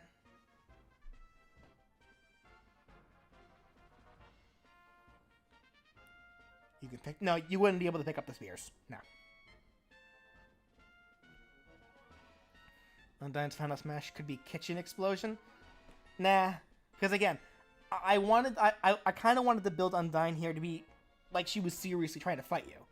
So in the case of the captain of the Royal Guard, she's gonna sick her troops on you, before taking the kill steal. Also, how could you deny a legion of dogs? Yeah, no kidding. That's it. I want everybody to know. Anybody who turns Undyne into Undying, you are there for murdering dogs, and you should all feel terrible. How does she form the spears? It's just magic. Like we see her do it in the game. Like she's able to kind of just create spears out of nowhere. Like they're energy spears. Like they're magic energy spears. How many spears? As many as she wants. Again, they're magic. She can make as many spears as she wants. Like when you see what she does whenever she's chasing you, she's throwing them all over the place. Like she's not like Amy Rose, who has like a hardware store under her dress and can just pull hammers out of all over the place. No, Undyne can create the spears. They're magical.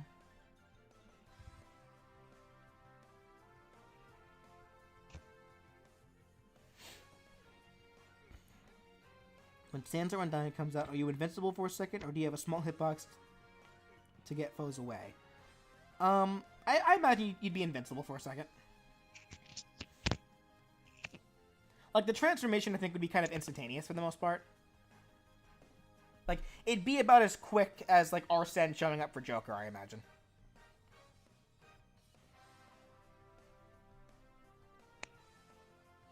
Her up B should be riding a lesser dog or greater dog.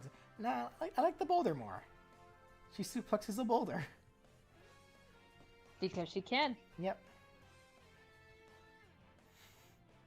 Undyne losing it. No, that's not okay. No. She'd be clapping. She'd be fine with it.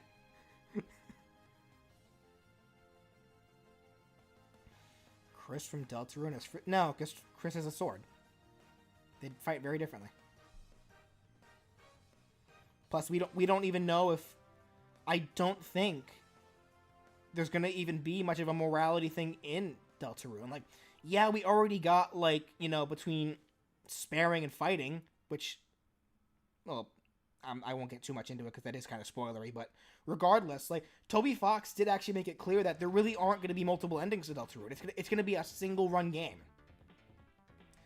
Like, I don't know how much your choices will actually affect everything. I'm not quite sure on that, but regardless, yeah, I don't think the idea of pacifist genocide or whatever will really apply to Chris, because I don't think Deltarune's even going to be built like that. Right. Oh yeah, and it's like we don't even. Yeah, it's like we've only got the first episode of Deltarune, and I think you did say you don't even want to touch Deltarune until it's like fully completed. Yeah, Because we have no idea what Toby Fox has in store in the future. Because in all honesty, guys, how bad would it be like if BJ decided, okay, I'm going to do a video on Susie or Chris. So here's the move set. Toby Fox comes out with episode 2. And it's like, it could be like, oh, there's stuff that we could have put into the moveset, or something that just completely changes everything. Yeah. So it's like, it'd be better to have the entire picture and not part of it. Yeah. So that's really why we're holding off on the Deltarune. So it's like, yeah, that's kind of the rundown, like. So Toby Toby did confirm that the next update the game is getting will be the full game. Like he's not putting he's not putting it out in increments. Like chapter 1 was just a demo, but the next time we get an update to Deltarune, he said it will be the full game. Oh, okay. Yeah. Nice. What song is this? Did he happen to say when? Nope. Just dang it. Trust the dog, Danny.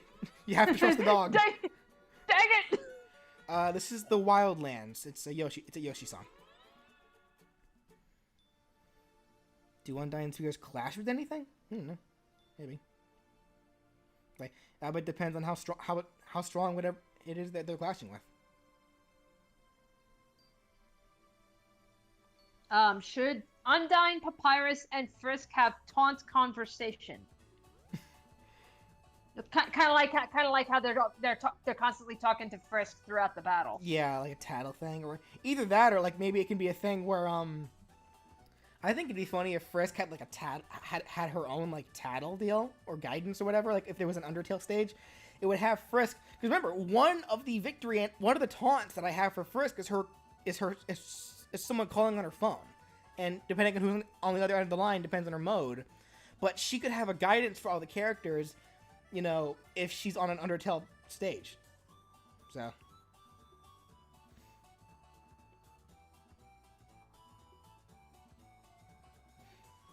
God dang it, Brian, why'd you have to go?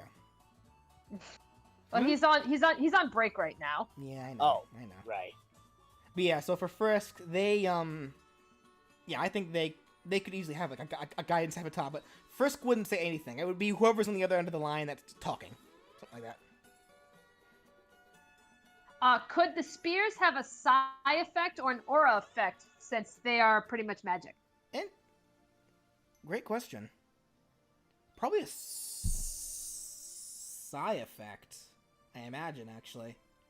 Because I imagine them being more electric-based, honestly, more than fire. But again, I don't know for sure. So. Like, we don't actually know what the spheres are really made of. Like, we just know they're made of energy, so.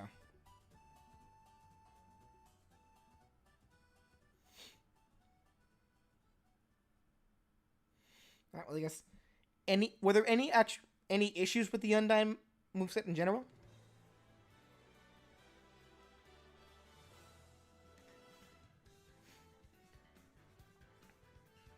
Where's Super Smash Adventures? In the void until I get my motivation for it back.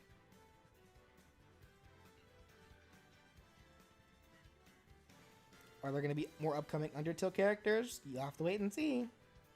That said, I am laughing about how people are calling Undertale the Fire Emblem of my What If series.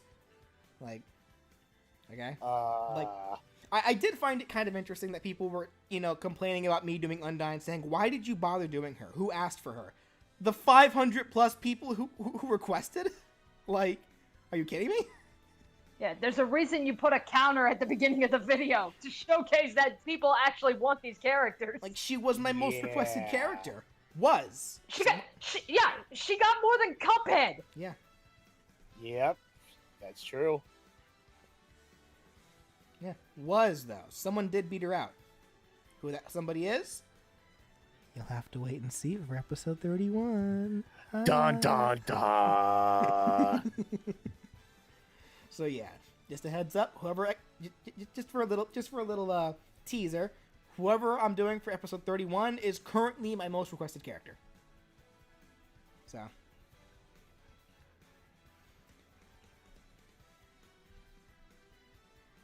Give a clue. No. Maybe like It's like- what's like how about what's the current count for What's how many the people count? requested this character? Yeah, what's the current count? Because yeah, Undyne was at 500. What's the current count on this new Yeah, character? that was like 530 something. I forget the exact number. Let me see though.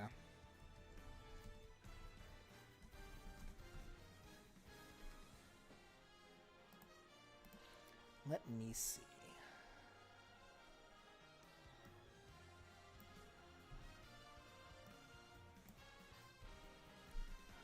$611.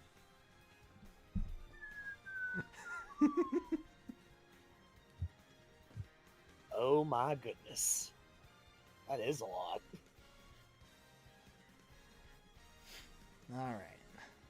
So I guess who's the next most requested Undertale character? I'm not telling you. All right. So with that said, we should be 600. You know what, Brian? I'm counting that as your request. 612. No, I'm just kidding. All right. So I guess getting back on topic, do we have any more things about Undyne, or are we ready to kind of just go back over all the characters, like not one at a time, just overall? If there's anything that I may have missed for people who came in later, who missed a character they wanted to talk about.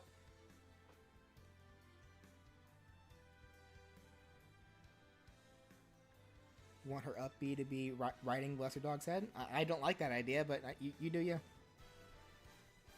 Like, I personally think I really don't care for that idea myself, honestly.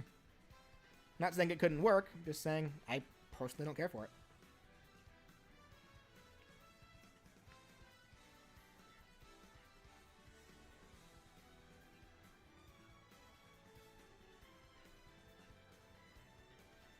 Red doesn't have any votes. I ate them all. Okay, I guess we'll go ahead and kind of go over everybody now. So yeah, so like I just saw someone ask like who wanted to say something about Eggman? Do this too.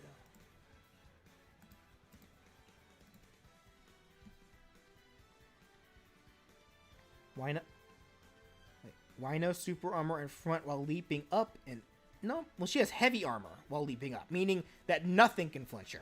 Like, heavy armor means you just can't flinch. Super armor means you can tank some attacks, but stronger attacks will hurt you, or even if you had too high of damage.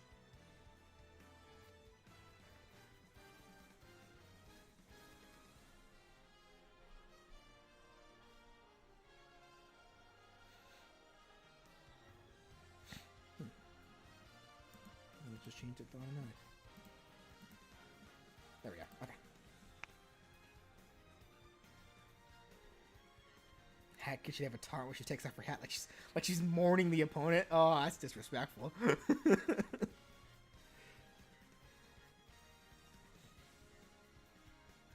Eggman should have a boom. Didn't we talk about that? Should have a boom movie on. Yeah, I think we talked about that one, didn't we?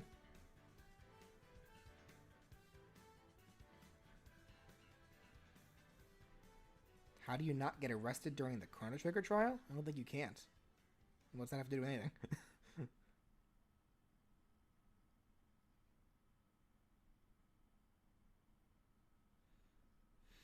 When yellow spears flip the other side, can they hit other opponents and or the opponent aimed at? They can hit other opponents that if they intercept them.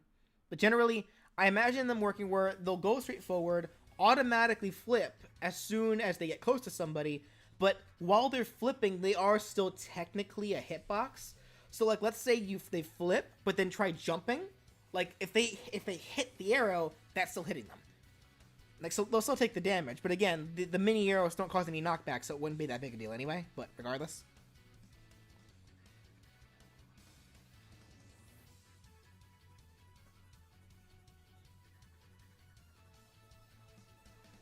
Will I ever do Bendy, Monokuma, or Magalore? Eventually. If they get enough requests. That's literally all I can say about any character that anyone wants me to do. Like, will I do such and such character? Eventually, if they get enough requests. That's kind of just my answer to all that.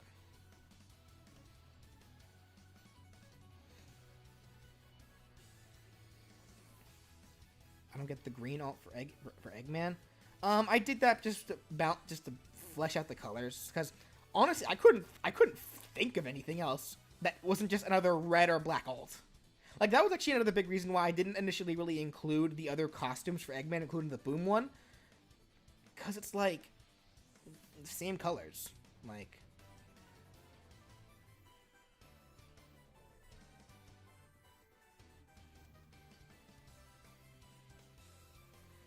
what franchise that you've mentioned in the What If series should definitely be in the game? In the game? Oh, like what character that I've covered should actually be in Smash? I think they all deserve a shot. Whether or not they'll actually get in, I don't know. Make Urpain? No, I'm not doing Urpain. Like, no fan characters either, guys. Sorry. Like, I prefer to do official characters that have actually shown up in video games.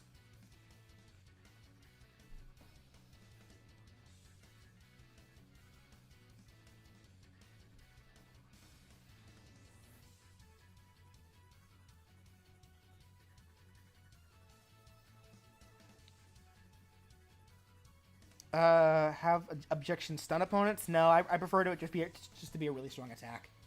Like, I know it did that in Marvel vs. Capcom, but I see no reason to do it here.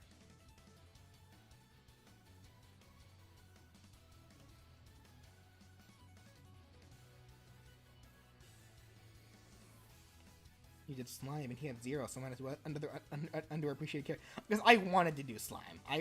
I'm indifferent to Zeke. Like, yeah, there will be an occasion where I'll be selfish and just do a character that I want, like the Slime. But again, like, it has to be a character that I really want to do. That said, there is a character who I think only has very few votes that I do really want to do.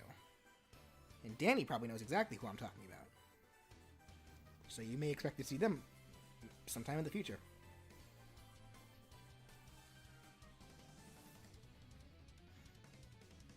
Danny, are we gonna get the list? Yeah, at the end of the stream, I'm gonna read off the list. Yeah. In fact, it's 9:30. Could have Caterpillar. Will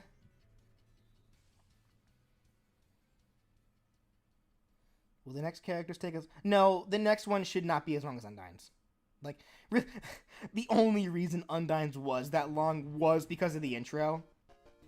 Like, Sans and Papyrus, as well as they took a little longer than they really should have because of all that extra dialogue I did.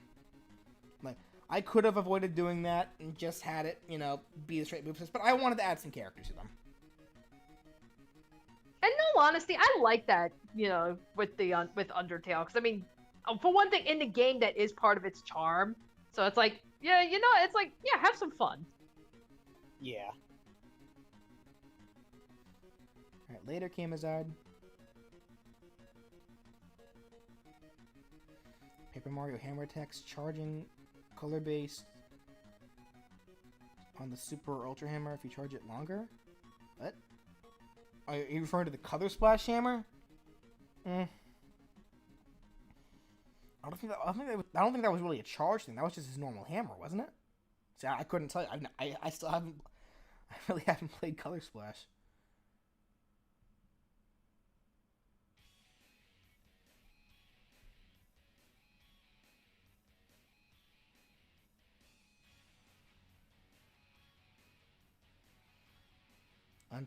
Undyne shall retain the title of having the longest intro. I think technically Sans and Papyrus have that, but regardless.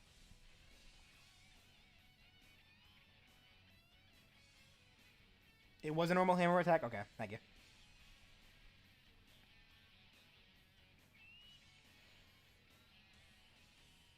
Will I ever do Hollow Knight? Eventually, if he gets enough requests.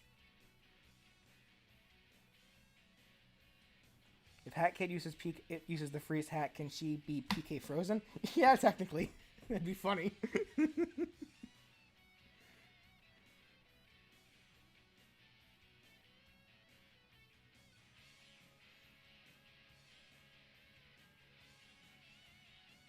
What would Kirby's neutral be with the slime? It would be the slime stack, just like how I made slimes. Am I going to do more characters from our popular franchises if they get enough requests?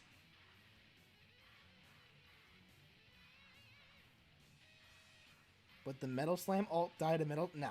See, that's kind of the funny thing that I find about the Metal Slash. It doesn't actually work on metal characters. Like, it doesn't, like, that should technically work on Mega Man and Rob, and I think a few others here and there, but it doesn't. It only works if you actually have the metal status, so. But technically, that should insta-death Mega Man and Rob. But again, that would make it weirdly situational. I mean, it's already way too situational already, like, but regardless of that, like, it's kind of like the same deal where I talked about how the parrying working on non-pink characters, kind of like that.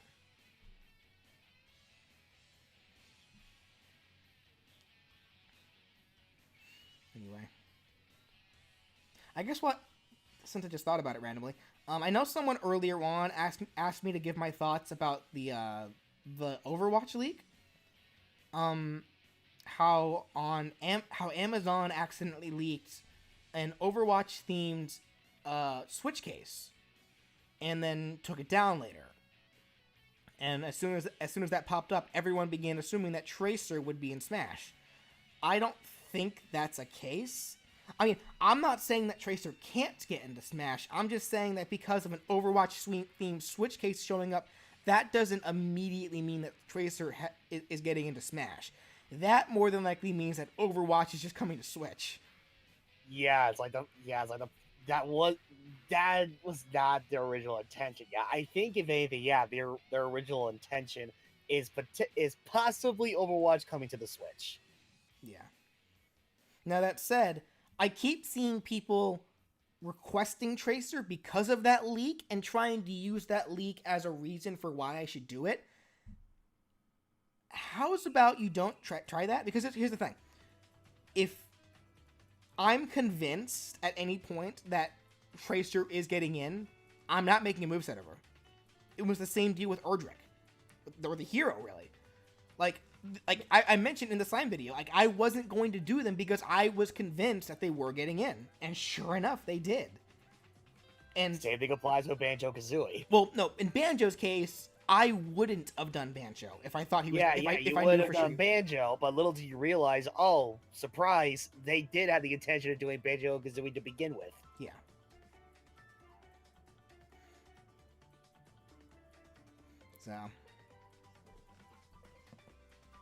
So that said, don't try to if you want me to make a moveset of Tracer, don't try to convince me that I should do it because of Tracer actually getting into Smash, because that's gonna make me not want to do her. The point of this series is to be for characters who either will just never get into Smash or will not be in Smash for a very long time.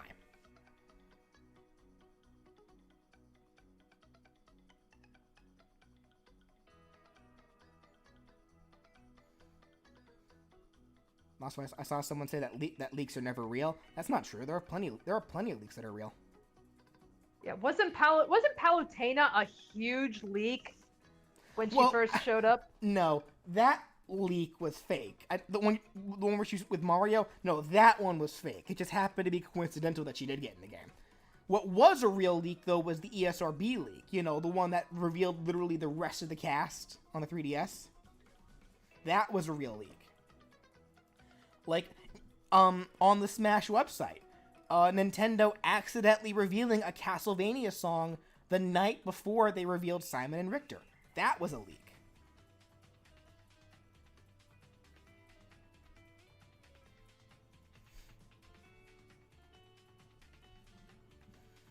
Favorite hero? It's hard for me to say. I haven't played the game yet. That's why I'm hoping it does come to Switch, because I do want to play it. Because I loved Team Fortress 2 back in the day. I still, like, I would love to get back to it. And Overwatch is like, it's just like an expanded version of TF2. And I really want, I got it. I got it at one point for the PlayStation, only to find out that it was online only, and I did not want to pay for the PlayStation Network, so I ended up returning it. But if it's put onto the Switch, which is a console that I do have the online for, that I am willing to pay for because it's much cheaper, I'm all down for it. I would love to play it. That said, that's a question better for Danny and Ryan. Who's your favorite Overwatch character? I mostly played Mercy. Messi. How about you, Ryan? Yeah, I mostly, yeah, like I think like I mostly, honestly, it's like I mostly played Mercy, you know, because I tend to play healers a lot, and if I ever did want to play offensively, I played Sombra. Okay. Yeah, offensively, oh man, actually, I think it's a toss up between Soldier 76 or a Reaper. Defensively, I think I go with Diva. No, oh no, wait, Roadhog. Yeah, I remembered you played a lot of Roadhog whenever we played. Yeah. I think it's like the last character that I was playing with a lot was Reaper. But no, I remember when I first picked up the game, and yeah, I was really into Roadhog, and I still am. That said, I saw somebody ask how many requests does a character need before I get them. That changes with every character I do, and because every time I do a new character, like I spend like a good while writing down all the requests from every comment that I get, like every comment, every Twitter feed, on Discord, regardless, and all the numbers like raise substantially. Like there's a good number of characters that I have who have hundreds of votes. So right now, where I'm sitting, like, I stop writing the names of requests at 20. But right now, where I'm standing, for me to consider doing a character, right now, I want them to have at least 75 votes. That's kind of where I'm standing right now. With some exceptions. You know, Yeah. like Slime. Yeah, Slime. Slime had a whopping 0 and you still did it.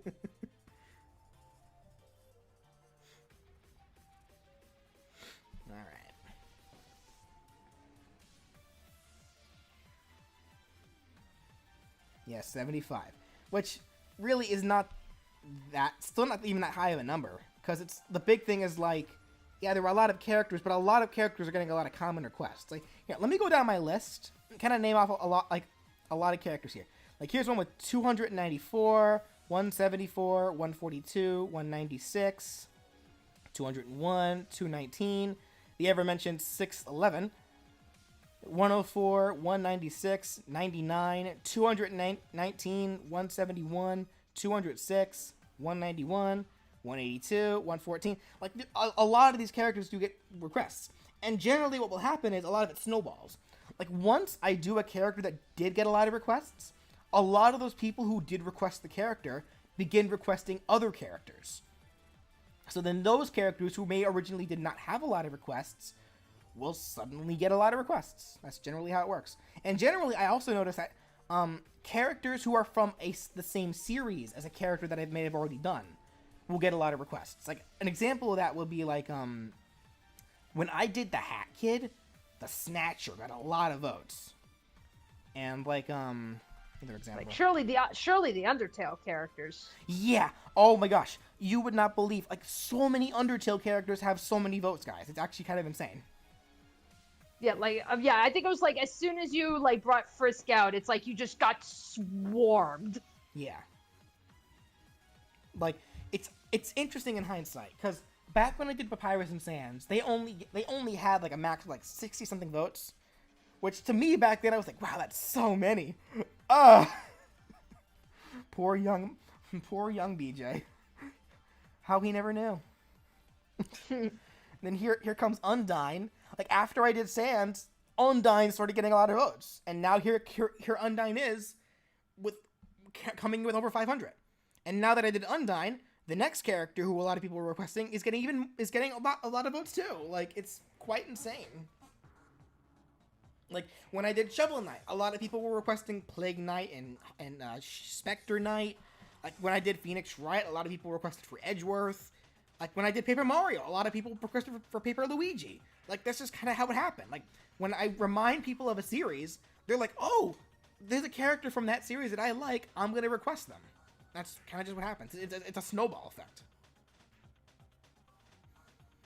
Alright, so with that said, I really haven't been seeing anybody for the time being talk about any... So it seems like there really weren't a whole lot of actual main issues with these movesets aside from, like unlike the previous ones. So that's cool to see. So I guess we'll go ahead and begin closing this off. So Danny, why don't you go ahead and list off the requests? Alrighty, let me get to the top.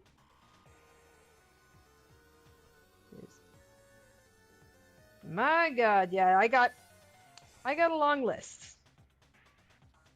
Alrighty, so there we go. Okay, so tonight I have gotten requests for Azrael, Hollow Knight, Goomba, Big Daddy, Magalar, Ratchet and Clank, Jotaro, Tracer, Castle Crashers, Flannery, Yugi Moto, Narancia, Amaterasu, Bendy, Monokuma, Shield Knight, Fawful, Jevil, Ty the Tasmanian Tiger, Parappa the Rapper, Eevee, Flowey, Susie, Lancer, SpongeBob, Crazy Dave, Chun-Li, Pokey, Chain Chomp, Toad, Earthworm Jim, Octolings, Hello Neighbor, Heavy Weapons Guy, King Boo, the Raving Rabbids, Gooey, Pokey, Master Chief, Chrono, Agent 47, Jason Voorhees, Chandelure, Bio Rex, Tronbone, Emerald, Hatsune Miku, Scorpion, Cuckoo, Gino, Doviculus, Isaac from The Binding of Isaac, Glover, Bomberman, Conquer, The Arbiter, Mallow, Freddy Fazbear, Nemesis from Resident Evil, Scrooge McDuck, Darkwing Duck, Koopa Troopa, Beatrix from Final Fantasy IX, Doomslayer, Big the Cat, Snatcher, Hades from Kid Icarus, Cranky Kong, Luffy, Vivian from Paper Mario, Edgeworth, Sackboy, Metaton, Asgore, Muffet, Flowey, Clayman from Neverhood, Morgana, Chris, Invader Zim, Dib, The Annoying Dog, Crazy Dave, Alphonse from Fire Emblem Heroes, Duster, Proto-Man, Decidui, The Magician from Hyper Light Drifter, Starfy, Bubsy, Patrick Starr, Cadence from The Necrodancer, Baby Bowser, Primid, DJ Octavio, Chell, Soul from Guilty Gear, Jeff from Earthbound, Roadhog, and Excalibur from Warframe. All right. And then I also saw someone ask a question. Do the likes on comments count as votes? No, they do not, because I don't know if the people liking those comments are people that have already voted, so I don't count those. I only count comments. So like whenever I see people saying, even comments saying, it's like it's like I want this character. Like if you agree, so he'll see it. I see every comment, but those likes don't mean anything to me. So because like I said, I don't know if those likes are coming from people that already have voted, and that'll lead to double voting, and I want to avoid that. So I would like the thumbs up in Smash, please. Thank you, Mooch. And just for kicks, the People's Champion, Bread. He's dead. I killed him last stream. Remember? No. Why would you do that?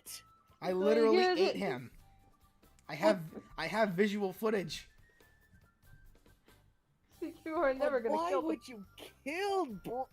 Why would you kill Bread? Because he's tasty. You are never gonna kill the Bread. BJ, you animal! Yeah, Bread respawned. He's got another stock. Alright, well, I think that pretty much does it for this stream then. Based on how this stream went, I don't really see any reason to make an abridged version of this stream talking about every detail, because for the most part, there really weren't a whole lot. Like, aside from suggestions that people have given, like, the only real mistakes that I made were being an idiot and not knowing how to count for Cuphead, the bit of misinformation that I gave on Apollo, and then not knowing what a suplex is for Undyne. That's it. I don't think it's really worth putting out a whole video for, so... Right, but you did get it. Yeah. But you did get a couple of really cool ideas from other people. Well, yeah, cause I have those written down here. Like Velox's idea to be able to unbury team, other players with Shovel Knight. Nikora saying that Cuphead should yell "thank you" whenever you do a share stock, or Matt MC saying that the announcer should yell "knockout" if Cuphead specifically is the winner. Things like that, or even like people talking about the moped for Cat Kid's side special. Like I've been reading all of your ideas, guys. And a lot of them I really liked. A lot of them though I don't. So that's kind of just where it goes. But Joel, thank you. As it kind of stands though, again, I'm not redoing any characters right now anyway. Like, you know what? Maybe there might be something where I may change my mind and may want to go over characters again. Give them a second look, whatever. But right now, it's kind of the case. But like I said, I like doing these streams because it helps me be able to improve from your criticism, as well as to get your ideas and such like that. Well, at the same time, allows me to address any issues you guys may have, as well as just in general, like maybe some things you don't understand or things like that. So, but yeah, so that will pretty much do it for this stream. For this stream, guys, I had a lot of fun. I'm glad we got to do it. So thank you all so much for joining us once again. My best buds, Danny and Ryan. Thank you for joining. You're welcome. Me. Yeah, and So I get actually a quick question. So when can we expect the next stream? And what's it gonna be like? Are we gonna continue with Kirby hats, or are we gonna do the Phoenix Wright evidence stream? Like, what's the plan? I'm going to aim for next Tuesday, and it's probably going to be a continuation on Kirby, because I need to catch up on Kirby hats. Okay. Where is the Discord? Where's Discord? Here, I will get it for you real quickly before we sign off.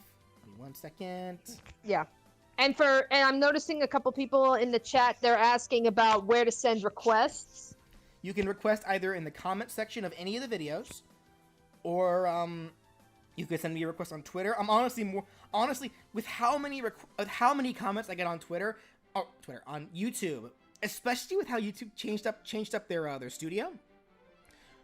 Seeing all comments is getting a little more tedious, if only because like my computer really can't handle me opening up a giant page of comments going so far back. So you're more likely to see to get my attention on Twitter.